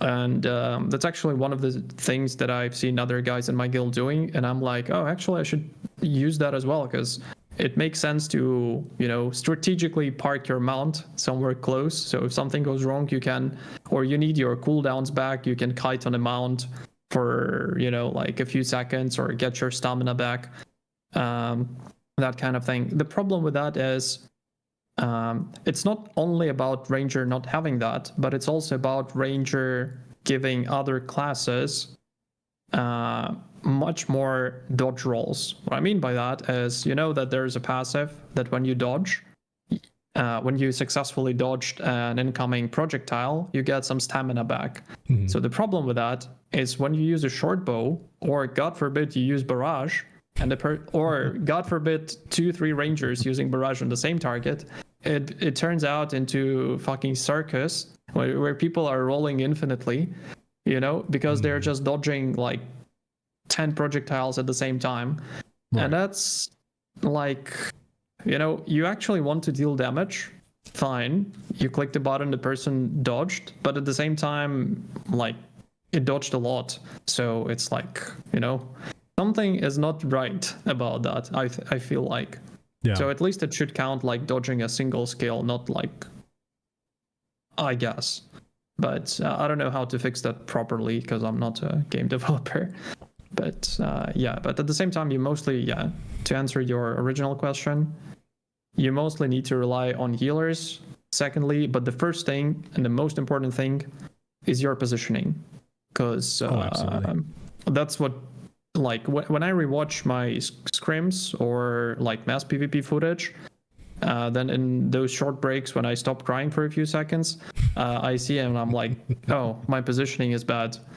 Same as always, pretty much. Yeah. But it's insane. But in general, once again, it applies not only to Ranger but to probably to all classes. If you open like a skill tree for any class, there's nothing difficult there. But at the same time, when you try to apply to use those skills in different rotations, etc., in the even 8v8 scrims, or on top of that, you need to look at your 7 players from your team. You need to look at 8 players on their team. You need to keep the cooldowns in hand. You need to listen to the calls. You need to look if you're by any chance not out of position. You need to look for players on the enemy team who are out of position. So the point that I'm trying to make, it looks easy, but if you really want to be a good player, and by no means I'm a good player, because I see so much thing that I can improve, and the more I participate in scrims, for example, the more I learn that I'm just, I'm like, oh my God, I should feel progress, and I do feel progress, but at the same time, every time I feel worse about myself, because I'm like, holy shit, there's it's not just a room for improvement, it's a fucking stadium for improvement, because there's so much I can do better. And in conclusion, what I can say is Ashes of Creation is a game that easy to learn but hard to master. Even at this current state, even with this broken TTK, it's there's so much things that you can do to just get better. But it takes time and practice. Well, I think combat, it has been a glowing, resounding positivity within not just the Ashes community, but people that come and play from other communities like SFan, other high profile streamers that come in. They think the combat is relatively solid for an alpha game. And, we may have our qualms with certain classes or ability design or whatever, but I think the combat is pretty stellar, and there is definitely a easy to learn, difficult to master, which I think any MMO is striving to have. But of course, last but not least, Cash, how do you feel about defensive options when it comes to the Ranger? Do you feel like there's enough in our kit, or do you think we rely too much on healers? Just real quick, as a follow-up to what Flanker was saying, I definitely agree there. I think the amount of I'll be right back. Potential that we all have to learn. That we all have to learn to be better at the game. I think that is a very important thing to mention. But I also look at it with more of kind of rose-tinted glasses, because if we're learning these things now when the game is in the state it's in, with so many improvements that are coming down the pipe, just imagine how much better players we're going to be at launch. We're watching all this stuff right now, and we're adapting to a lot of the things right now that we have to, because the game is in the state. But man, as time goes on, we're just going to get better and better at the game and learn all those things. And Flanker, man, I watch your videos all the time. I love watching the videos of your guild training and doing things together, and battlefield positioning is so huge. So anyway, that was just a little side tangent, but I'll get into the defensives. I think the defensive options for the Ranger still do put us in a place to rely pretty heavily on healers. And I think a lot of that is just because of sustain. There is a marked difference when you're out and about, even with, doing small group tactics, or if you're, for me, doing a lot of PvE or glint farming and stuff. There's such a marked difference in your group, whether or not you have a cleric and B, a bard. You're taking a lot more breaks without a bard that's running regen for you. And it really does show how the Ranger class is kind of selfish in a lot of ways, because all you're doing is just flinging arrows downrange, and you don't have much else than that. So I think it is definitely doable. It's a little bit more difficult, especially in the lower levels when you don't have a full kit yet, or at least a level 25 kit. It's a lot more different to solo as a Ranger.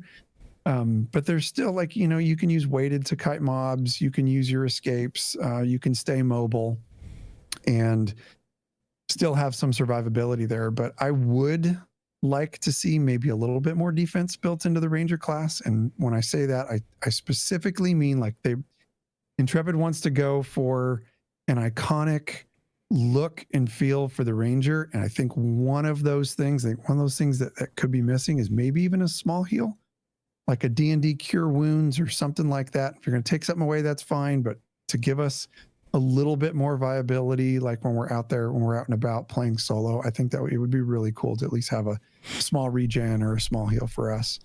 I think kind of balance out the holes in the defensive abilities. I think it's just kind of. Oh, I'm sorry. Go ahead. I was just going to say to buff the current regen ability that we have. I think that needs to be more powerful. I think giving it to other people, it could be currently how it's built. But I think for us, I do agree with you. I don't agree with having a heal, but I do agree upping and buffing and potentially even adding another addition to that skill of the regen for Rangers to be a little bit more tanky, you know, and I think that's fine. Like, I don't think I'd break the game, but I think adding an actual heal, because then we kind of wait for augments too, right? Having a Ranger cleric, you know, there could actually be something to augment an ability to maybe it'll make the regen an actual heal for you to use, like an oh shit button, maybe like kind of like invigoration from the hunter class in WoW, right? Like you just pop it and you get like a half your, like it's like kind of like a 2-minute cast or like a 2-minute thing, you pop and you're good. Right. But again, I'm always leery on stuff like that, because, you know, when I look at when I look at the rogue archetype, and I've been talking about rogue a lot lately in certain guild discords, because I have a lot of opinions on it. I think the rogue is just, it's too, and it kind of falls into the bard. It's too much. Where is the weakness? You know what I mean? That's what I'm trying to figure out with classes. It's like, you know, we think of, you know, the fighter, the ranger, the rogue. Like, I want every class to have a clear strength, but I want it to also have a clear weakness, because again, we talk about rock, paper, scissors, right? Like where is it that a paper will beat a rock? You know what I'm saying? Like, paper always beats rock, but you know, and again, I'm not saying that it should always, but it should have a very high chance to. And whenever you start getting to either homogenization, or whenever you start giving too much utility to a certain class, like, they are going to end up being just too powerful. And so, and again, every gamer wants to feel powerful on their class, but there's, I think, a cliff that I think certain classes have just gone off. And I think we need to rein certain classes in, and we need to buff certain classes up.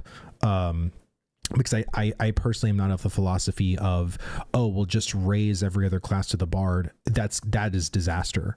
You're basically asking for every class to be as OP as the bard, which is a huge mistake in design, at least in my opinion. But this or go ahead, Nolan. I'm sorry. I wanted to say one quick thing. Yeah, go ahead. I do agree. Like, let me say it this way.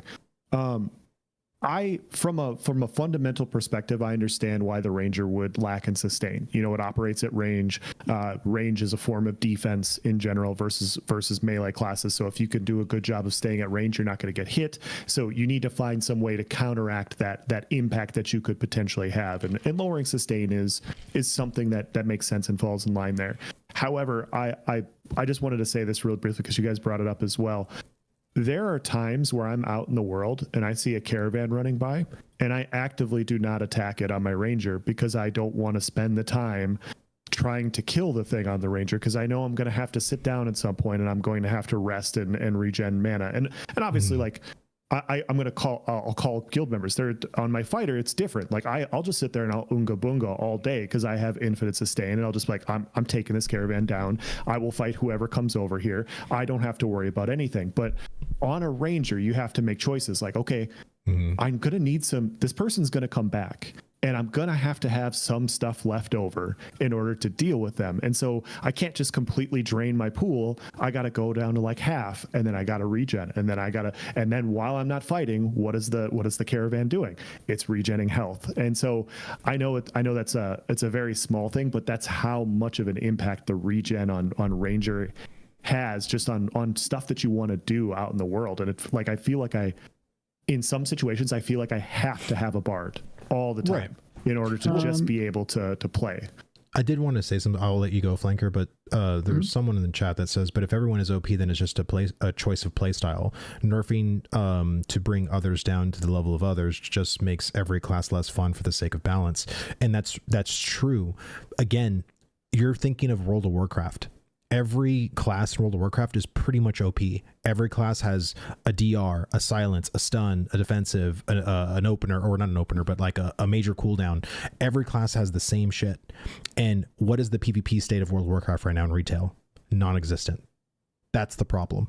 Like old school WoW design, classes had clear strengths and people still gravitated to classes that had clear weaknesses. The problem with making everybody OP is that it gets stale, because then it is just a playstyle choice. Because just like in classic WoW or in retail WoW, every class is basically good at single target, two target sustain. It's good in AoE, like, because you just got to make the class OP in every category, right? Because you think of any situation, well, we got to make the class efficient in all those things. And I think that's where, especially when it comes to this game, Ashes of Creation being PvX, and Steven saying various throughout the years that this is going to be a group-based MMO, that also means that not every class could be self-sustained. Not every class could be that OP. You know what I'm saying? Like, you need to have weakness, and it's fine. Like, I made a whole video about this, to embrace weakness in Ashes of Creation, because classes will be weak, and it's okay, because just like how if you're in a group with the rock, you also are probably going to be in a group with the paper. Right. So if someone is going to come, a scissors that's going to come after paper, you have a rock in your group. And that's the whole point of balancing around a group and not just the individual. You're thinking balancing around the individual. That's not what I'm thinking. And I think that's also what Not Ashes of Creation is thinking. But go ahead, Flanker. I'm sorry. Yeah. So in terms of self-sustain, I also kept an eye on the chat, and people mentioned healing or something like that. I think it shouldn't necessarily be healing. And like, what are the options? It's either healing or pretty much temp health, which is a shield, like a shield dance that the bard has. But I don't feel like both of those apply. So your like the alternative that might fit Ranger is maybe something a bit closer to the rogue, which is evasion. So it could be like, instead of a health thing, it could be an evasion thing, like a temporary, like, I don't know, 10 seconds evasion buff for like a certain percentage, right? Or it can just increase your stats, or just has a, I don't know, like the Rangers and Rogues and Lineage had, like, you have a chance to completely evade the skill. Like, so it will deal 0 damage with certain probability. I don't know which option would be better, but both are like worth consideration. So when it comes to self-sustain, I would probably prefer that. Obviously, I would love to have some healing, but I understand that then everybody will have healing, and it should be something different. And no one, let me ask you a quick question, because you mentioned the caravans. Are you using a longbow? Primarily. I do know short bows have sustain, but that's also part of the issue. So I agree with that. Like, I could make that switch. Because we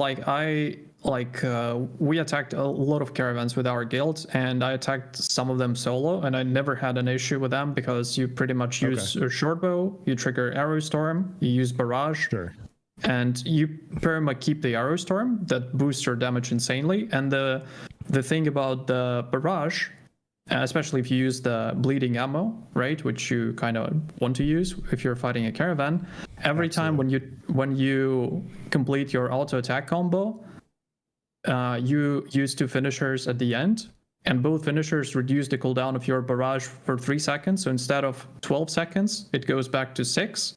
And then if you also use the bleeds, it also reduces a little bit your cooldown. So you do auto attack combo, barrage, auto attack combo, barrage, and at the same time you perma maintain the bleeding, and at the same time you perma maintain arrow storm.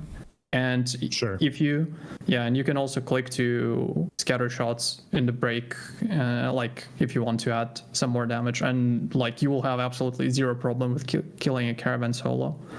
Yeah, I was going to say someone in chat, because they were talking about people think of ranger, they think of mobility, they think of hiding, high skill cap mobility, ranger movement. Wait till you play the rogue. The rogue in the PTR is basically what you described. Because the rogue has the most insane kiting, the most insane mobility outside of the bard, and it's awesome. And that's what I'm talking about. Like, I love the rogue. Like, I've been playing it. I think it's broken as hell, but I'm like, where is this love to the ranger? Like, it to me, it doesn't make sense. Like, this is why I keep saying, like, some of these classes just have way too much. I remember Steven also talking about that he says that the ranger should probably be one of the most mobile classes in the game. That's not even true. The bard is the most mobile class currently. You know what I mean? And it's like we really don't have that much in what we think of the theme of what a ranger is supposed to do thematically. And we don't even shine in that particular category. And when the rogue comes out, we're not even going to be number 2. The bard's going to be number 1, potentially number 2, because the rogue could actually potentially have more than the bard, which is kind of nutty. And then the bard, and then potentially the ranger, which is that's just nuts to me. I was going to ask before we move on for more questions, how much time you guys got? Because we're already going on almost an hour and 40 minutes, and I still have like 8 questions. I have all the time in the world. What about you, Noah? I don't want to take up too much time for people. I'm good, man. I'm good. Okay, man. Keep Cash. I got about another 20. Girls are both home from work. Okay, no problem. All right. So this next one will be pretty quick. What is your opinion on Scattershot? Do you find the knockback annoying or engaging gameplay? What would you change about this ability if you could? We'll go rapid fire on this one because we already talked about Scattershot plenty. Cash, we'll start with you. I definitely find the knockback a little bit annoying. I don't like having to reposition. If I'm in a certain spot on the battlefield, I don't like having to reposition. But that being said, it does hit like a truck. So it is basically one of my main abilities that I'm using on CD. Okay. And what about you, Noah? I don't mind. Like I said, I'm one of the ones that don't mind Scattershot. The main thing that I would fix is just its overall functionality. Because like you said before, sometimes it doesn't work. Sometimes when you try to cast the short shot, it winds up the strong one. And if you're in a place like, hypothetically Citadel, the Steel Bloom, and there's ads on the other side of the wall, all of a sudden you're aggroing all of those ads on the other side of the wall because the skill didn't work properly. And so just the overall adjustment to the functionality would be good. The knockback I understand, but it is frustrating. I had a fight on a boat, and there was a bunch of people just stacked on it, and I'm trying to kill them, and I'm just trying to get damage in there. And what's on cooldown is Scattershot, and I'm knocking myself off the boat so I'm like climbing on the boat, shooting, knocking myself off the boat, climbing on the boat, and I'm just like, dude, I'm just trying to help. I'm trying to do damage, but I can't get in any farther than the edge. So it was something. Okay. And what about you, Flanker? I think the best decision for Scattershot is going to be to add that extra perk that won't require a skill point. Same as with Disengage. Like if you want to have that jump back or knockback, whatever it's called, I don't know. You can have it. If you don't want to have it, you won't have it. Because investment, like in majority of cases, you don't really need that jump back. Because like, for example, if you're like in mass PvP and you are diving ahead to pretty much deal AoE damage, you don't want that knockback because Scattershot already has like 20 meters range, so it's not even like 30, right? And you don't want that jump back because you don't want also to come too close because you're going to be in the middle of your enemies. But at the same time, that jump back or knockback or whatever, it may be useful. I can see when it can be useful, like particularly in 1v1 scenarios with someone like fighter or a tank. Because if you click it twice or 3 times, it's kind of okay because you just get a few meters distance, and that can help you to, evade one attack or like skill maybe if you're lucky. So it can be fine because it's going to be your enemy who will try to close the gap, not you. But at the same time, in overwhelming majority of cases, you might probably prefer not to have it. So I think having a passive for that would be the best solution that will give an option to people. Okay. Sure. Noah, I'm going to give this next question to you. I'm going to skip the question on mobility because we talked about mobility a lot. But for this one, how does the Ranger's mark ability affect your gameplay strategy? Do you find it useful in both PvE and PvP scenarios?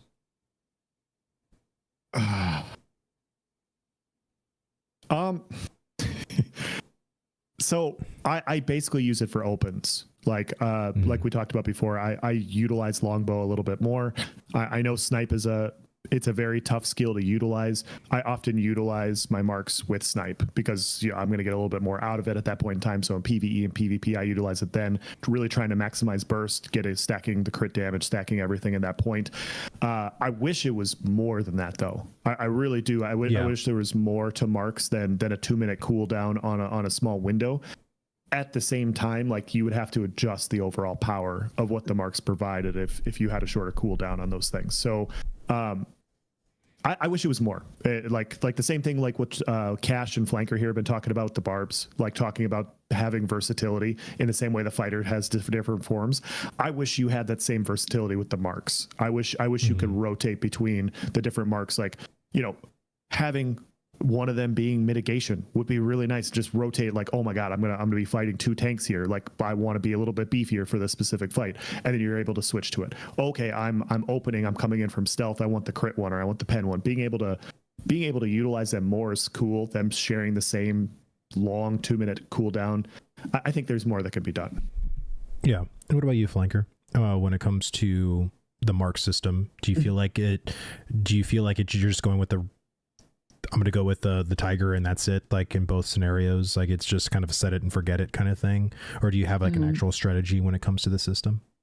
Yeah, it also depends on the encounter, because primarily in vast majority of cases, I'm not using Tiger, I'm using Raven, just because I primarily use a short bow, and like if you time Raven properly, the damage boost is just insane, right? And at the same time, Mark of the Tiger, like I believe it's Mark of the Tiger, the one that gives 25% crit chance, may be useful to like in mass PvP, because not only it will give bonus to you, but it will also give bonus to the mages, because they will have also increased crit chance against that target, and you mostly have mages. Like the majority of DPS most likely is going to be mages, because they are just better at that, right?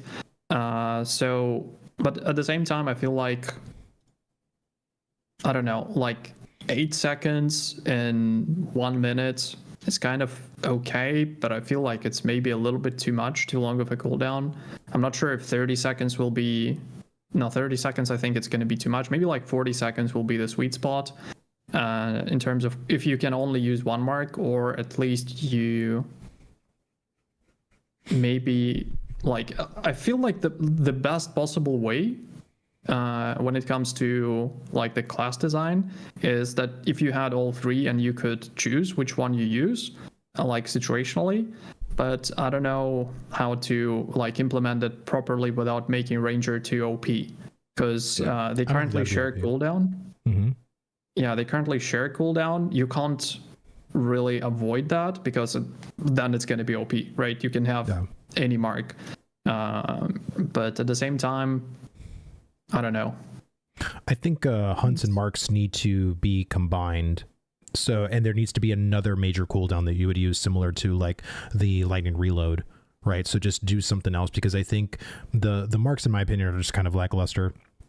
You would basically just imbue, like when you put a hunt on yourself, like Hunt to the Raven, you get basically some armor pen just by 10%, right? It's just a little static passive that you got, but you can also make it have another another line underneath that code that actually makes it interactive with your abilities, right? So like there's like again, like that's kind of like what I feel like a lot of classes are missing is like interactions with some of the base abilities. Like for Mark of the Hunt, you can have it interact with, let's say, I don't know, let's say scattershot and headshot, right? And let's say the Mark of the Bear goes with your snipe and goes with something else, right? And depending on like let's say your critical strike chance, it could depend on like, oh, every third ability, like with internal cooldowns or whatever, you can make some pretty cool stuff that actually like changes your gameplay depending on what procced or what happened. And so it kind of changes your flow because it's like, oh, there's an exciting thing where I can get a Raven headshot out and that's gonna put like a thing on the target, you know what I mean? Like that's what I feel like would be more engaging than just I pop this cooldown and then I do it and it hits hard. You know what I mean? Like you can do it that way, but it's just boring. So, but what about you, Cash? I'm curious as to like how you feel about the mark system. I'm okay with the mark system. I do agree that I think I would like it a little bit more if it was toggleable, and even if it was something that was toggleable out of combat, I think that would probably balance it out a little bit to where you can only use one. Like Flanker was saying, like if you have a mark on, you use that ability, and you're in a PvP setting. Good luck living that next minute until another mark is up. Unless it's like large scale and you're using your escapes and getting range. But I still find myself using Mark of the Tiger a lot of the time. I use it like no one does, where I'm using it with an opener with my snipe, usually out of camo. I found that a lot of my best PvP kills have been with targets that are less than half health. So I'm either running a Raven with a headshot or a Tiger with a headshot, and man, just to see those freaking procs, to see your crits proc when that thing goes, and just watch somebody just go bloop and then boom, they drop. Like I am hopeless when it comes to watching my crits proc, and you can guarantee that if you're in Discord with me and I hit a high crit, you're gonna hear about it. For sure. I'm gonna let you know that I just did what I did. So I think for a lot of that reason, it is very situational. I do like them though. I think they're great. I just don't like having to spec into one or the other. Gotcha. Really, if you could just choose them, choose what you want situationally out of combat, I think, and you have all three of them at your disposal, I think it's probably the best way to go. All right. Well, I'm gonna direct this next question to you, Cash. Is there any aspect of the Ranger class that you find particularly frustrating or in need of improvement? Regen, for sure. That thing to me is like worthless. mana regen, or what do you mean? No, the skill. Oh, regen. Oh, okay.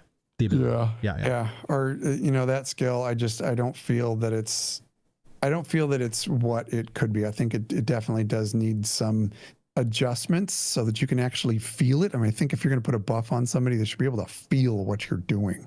And it's kind of the same thing with thorns. I mean, I usually, just like every other ranger does, I usually just put thorns on my tank, and I don't really know that it makes a huge difference. Even over thorns, like it's fine. You want to leave thorns the way it is, fine. But I really think regen is great for solo play if it worked a little bit better, if it felt a little more solid when you have that thing on. And I don't want these abilities to feel like too situational, or I know we've talked about it in the past too, Vladis, is having too much like World of Warcraft bar bloat. I don't want to have abilities that don't end up getting used because they feel worthless. So I think those two are probably my most, they need improvement. Both of those. I think when it comes to bloat, like we're going to have 30 to 40 abilities, plenty of passives to choose from.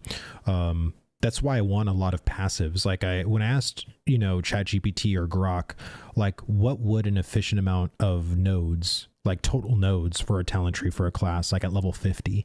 And they said to have unique class design, like you would need to have at least 130 to 150 nodes, right? So that's the 30 to 40 abilities, and then all the passes that would encompass those abilities. And that doesn't even include the augment system either. Because if we truly want to have like classes that don't really mirror themselves too much, you do need that. And my thing is too, with those two specific abilities, I'm going to mention thorns. Thorns should be pretty powerful, damn it.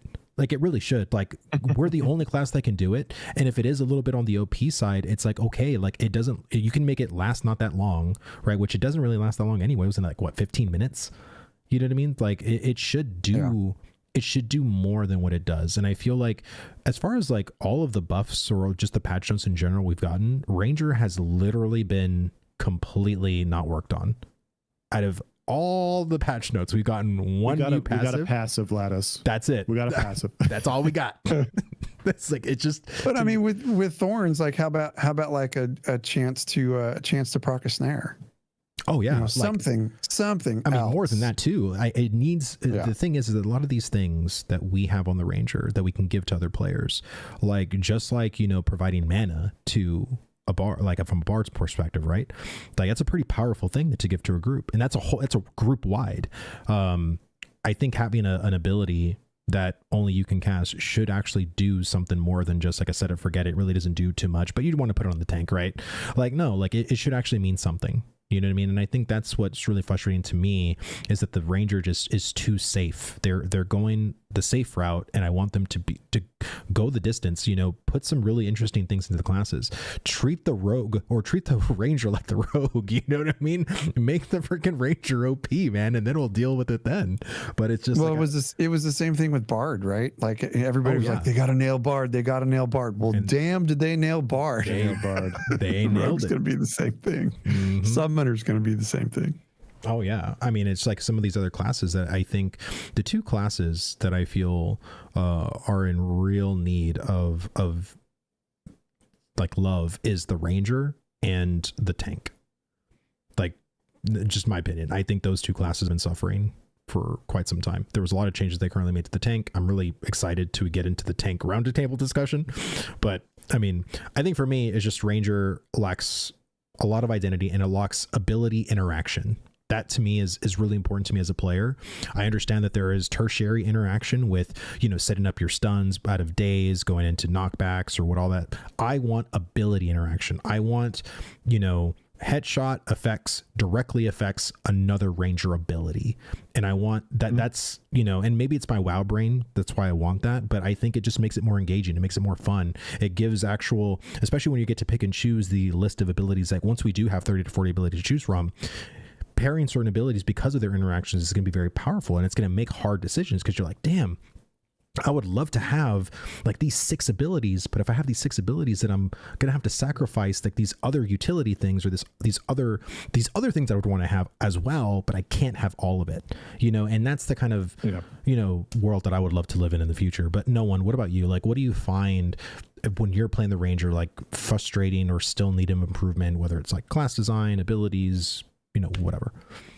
I got 2, and I'll try to make this as quick as possible, but we kind of touched on it before. The mobility for Ranger compared to what it's supposed to be is just lacking. Like I in the video, I was like, yeah, you know, it might be 3rd or 4th overall, and it's supposed to be 2nd behind the Rogue. Rogue's supposed to be like the most mobile. Ranger's supposed to be the 2nd most mobile. If you look right now in the current state of Alpha 2, obviously Rogue doesn't exist yet, but Bard is way more mobile than what a Ranger is, and it's not technically supposed to be up that far. And other people in my Discord were bringing up even Fighter and Tank for their dashes and everything as far as their mobility.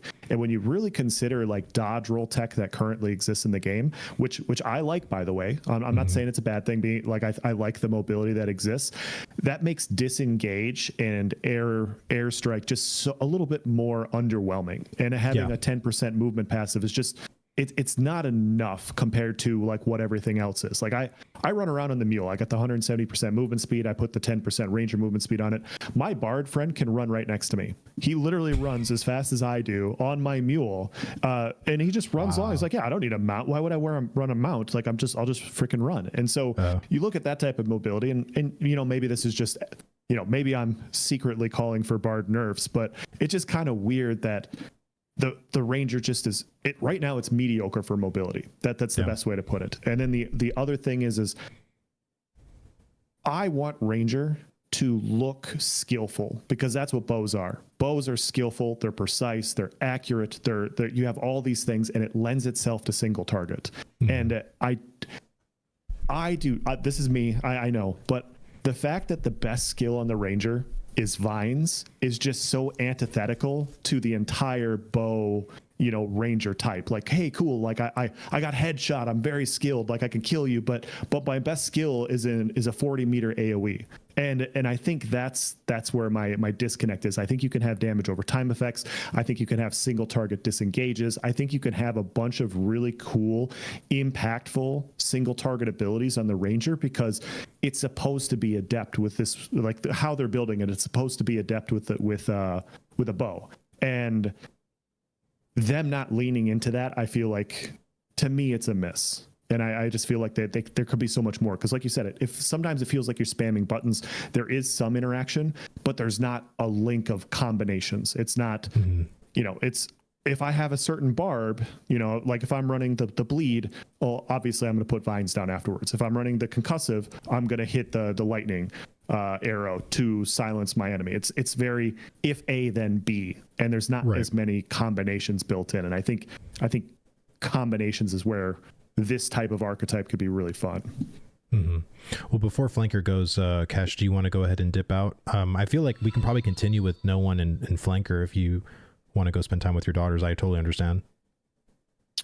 Yeah, I can probably go a few more minutes. Looks like we're getting close. Okay. Well, Flanker, if you want to go ahead and just give your overall, like, particularly frustrating or need of improvement from your opinion for the Ranger. Yeah, there are a few things. Some of those things may be a little bit unexpected, but it's mostly like what I don't really like, and I don't understand the logic behind it, to be honest. It's the status effects that Ranger procs. So what I'm trying to say is, like, if you take a look at bleeding, for example, all you can do is pretty much stack 6 seconds of bleeding, and that's about it.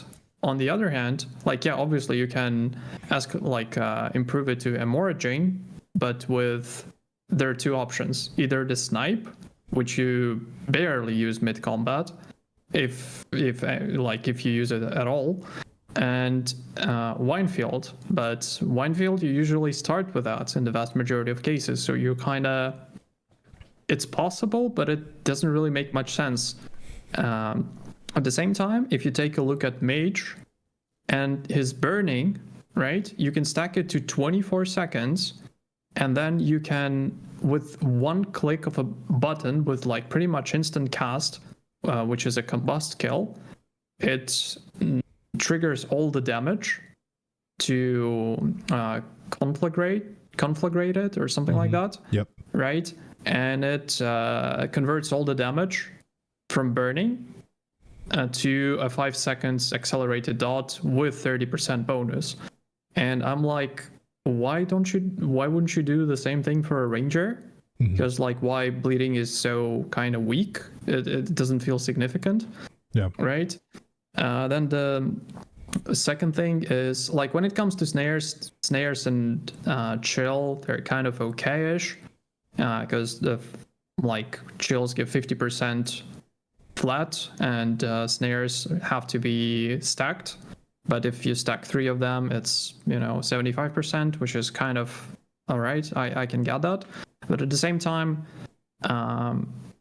Mage has an ability to proc volatile, while Ranger has no ability to proc shaken apart from the snipe, right? And snipe is okay as an opener, because not only deals like 400% damage, and I'm not sure if there's any other skill that deals that much damage in game. I believe no. And it also gives you 20% burst window in terms of attack speed, and also applies shaken. So it's kind of okay-ish, but there's no other way to apply shaken.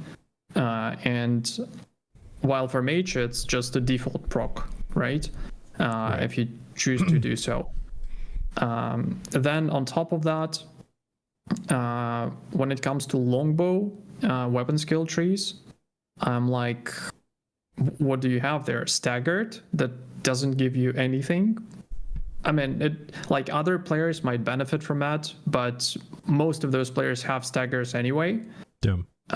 And the second one is wounded, which is like super rare when you can actually take advantage of that. Like, pretty much like only in mass PvP if you want to focus a specific target and you manage to apply those 10 stacks of wounded, but it's like it's easier to kill the target than to play with that. So one of your main weapons is kind of, like doesn't have that part, which is like kind of doesn't really feel good, to be honest. And at the same time,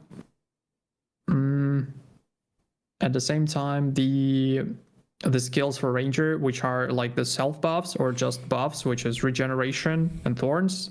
You mentioned this already, because previously regeneration was like, it was kind of useless anyway, but at least you could use it as a utility skill for a caravan, because you just buff the caravan with it and it has some regen if it's getting attacked, right? And it worked well, but now you can't really use it because caravans have no regen, right? And same applies with thorns. Like, yeah, it might be useful a little bit, but who notices the difference?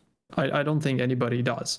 The only case when you can apply it is once again for caravans, because we had that case once. There was like 3 of us with no healer. We killed the caravan driver, but the caravan had thorns and we had no healer. And when you attack with a barrage and hit like 20 projectiles and just attack with a short bow, I'm like, my health just disappears. I'm perma bleeding and I can't heal. And that's when I had to sit. And I'm like, okay, that doesn't feel good. But other than that, it's also like you kind of have skills, but at the same time you don't. And I'm like, well, something is not right. That could definitely get better. But at the same time, bleeding, I just don't get the logic behind it. Like, why would you do that for? Maybe there is a reason that I don't know about and it makes sense. I'm not saying that I'm like 100% right on it, but I just don't get it. And I'm struggling to even think of a reason why bleeding will work that way, but burning will work completely different in a different way, if that makes sense. Yeah. I think there's just, for me, I want transformable abilities for the Ranger. I think also interactions that can make certain abilities instant cast.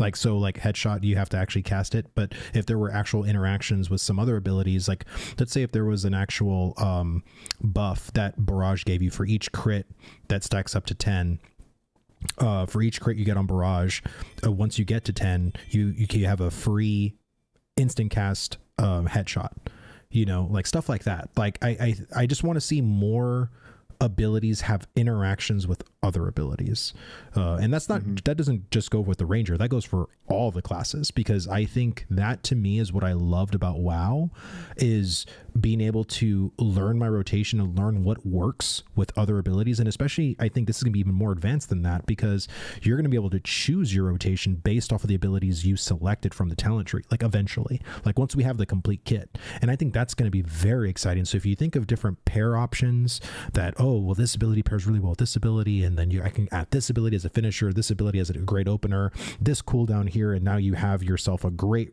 rotation of abilities. And then now you can select all the utility and go into that. Like I just want to get so nerdy with actually like talenting my class and really looking at these very hard choices.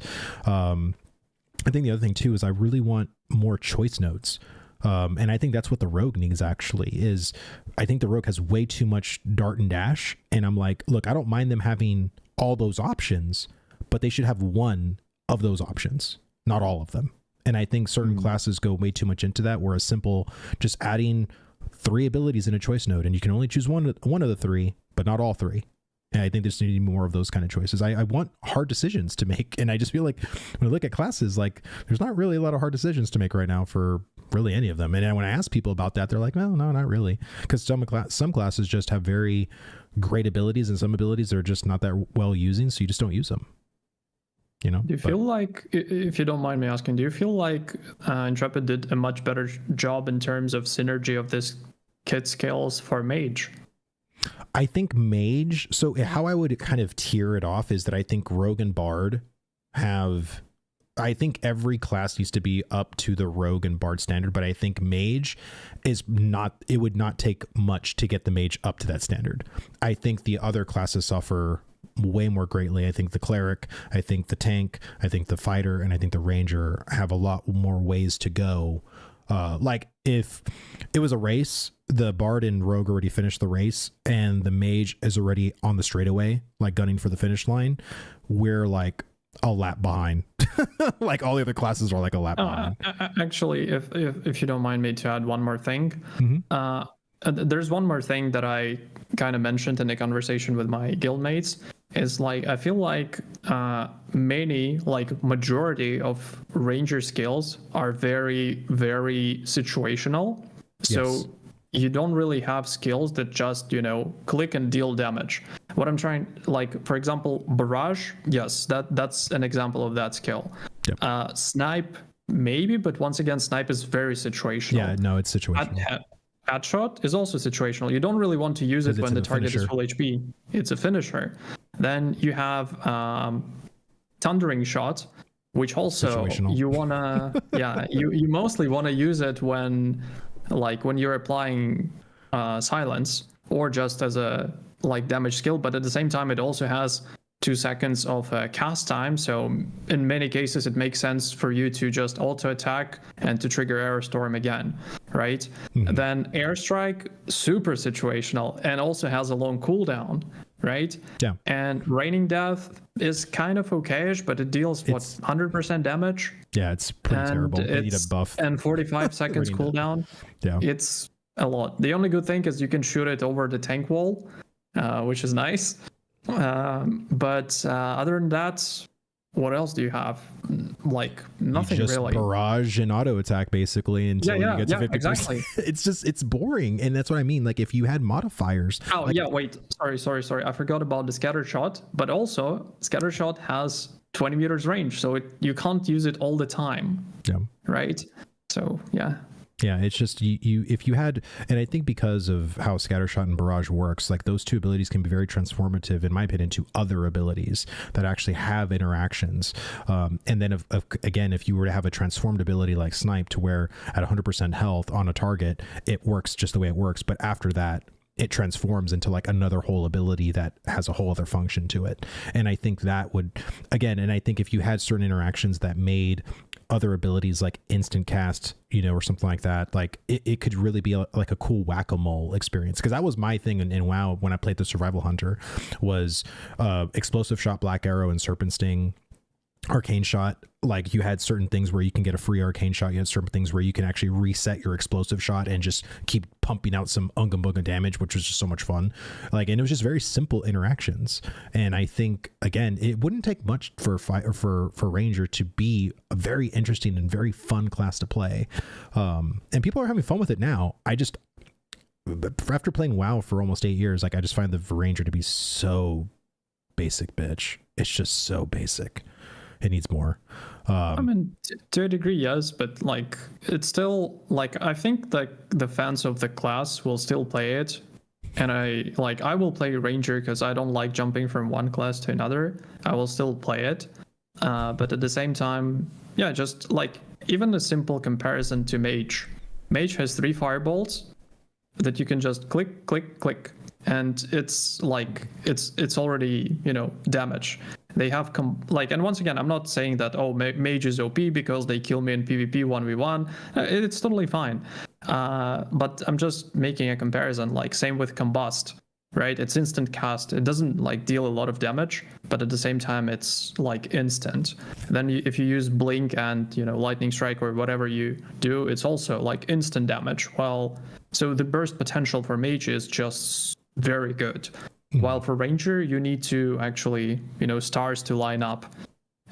You need to trigger Aerostorm. You need, more cast time. There are things for the mages they struggle with, and again, that's with more of the group debuffing aspect, which is another whole can of worms that I am not a fan of. I don't like the group stealing a buff I'm trying to execute myself. It's just, I kind of wish they were personal. I don't know if I'm in the minority or the majority, but I just know from my own anecdotal experience, I don't like sharing the buffs that I'm putting on the target with anyone else. I want them to be my buffs. I'm working to do this thing. I'm trying to set up this thing. And when other people steal it, it can get kind of annoying. But I just kind of want to wrap up real quick and really give my thanks to you guys. I really appreciate you guys' time. This was this is the longest roundtable we had to date so far. And Cash, my brother, where can people find you on the YouTubes and Twitches? Yeah, man, thanks. You can find everything that we do, myself and Sunny and Jibs. We are at loreforge.com. You can find everything right there. We got YouTubes and all the socials. Yep. And Patreons and all that stuff. I think on the link description, I put you guys' YouTube channels on the YouTube description. And no one, where can people find you? Right now, you can find me mostly on YouTube.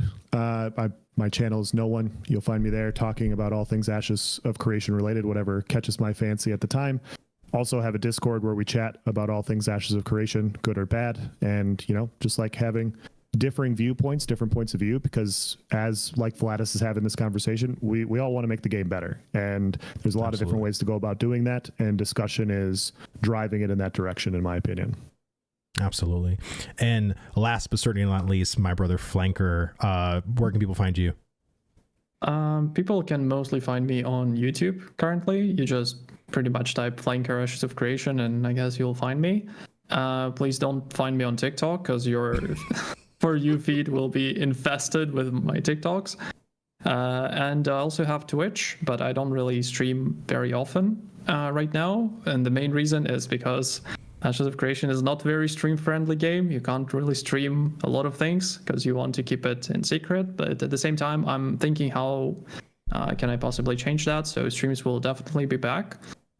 And yeah, I guess that's it. But primarily it's YouTube.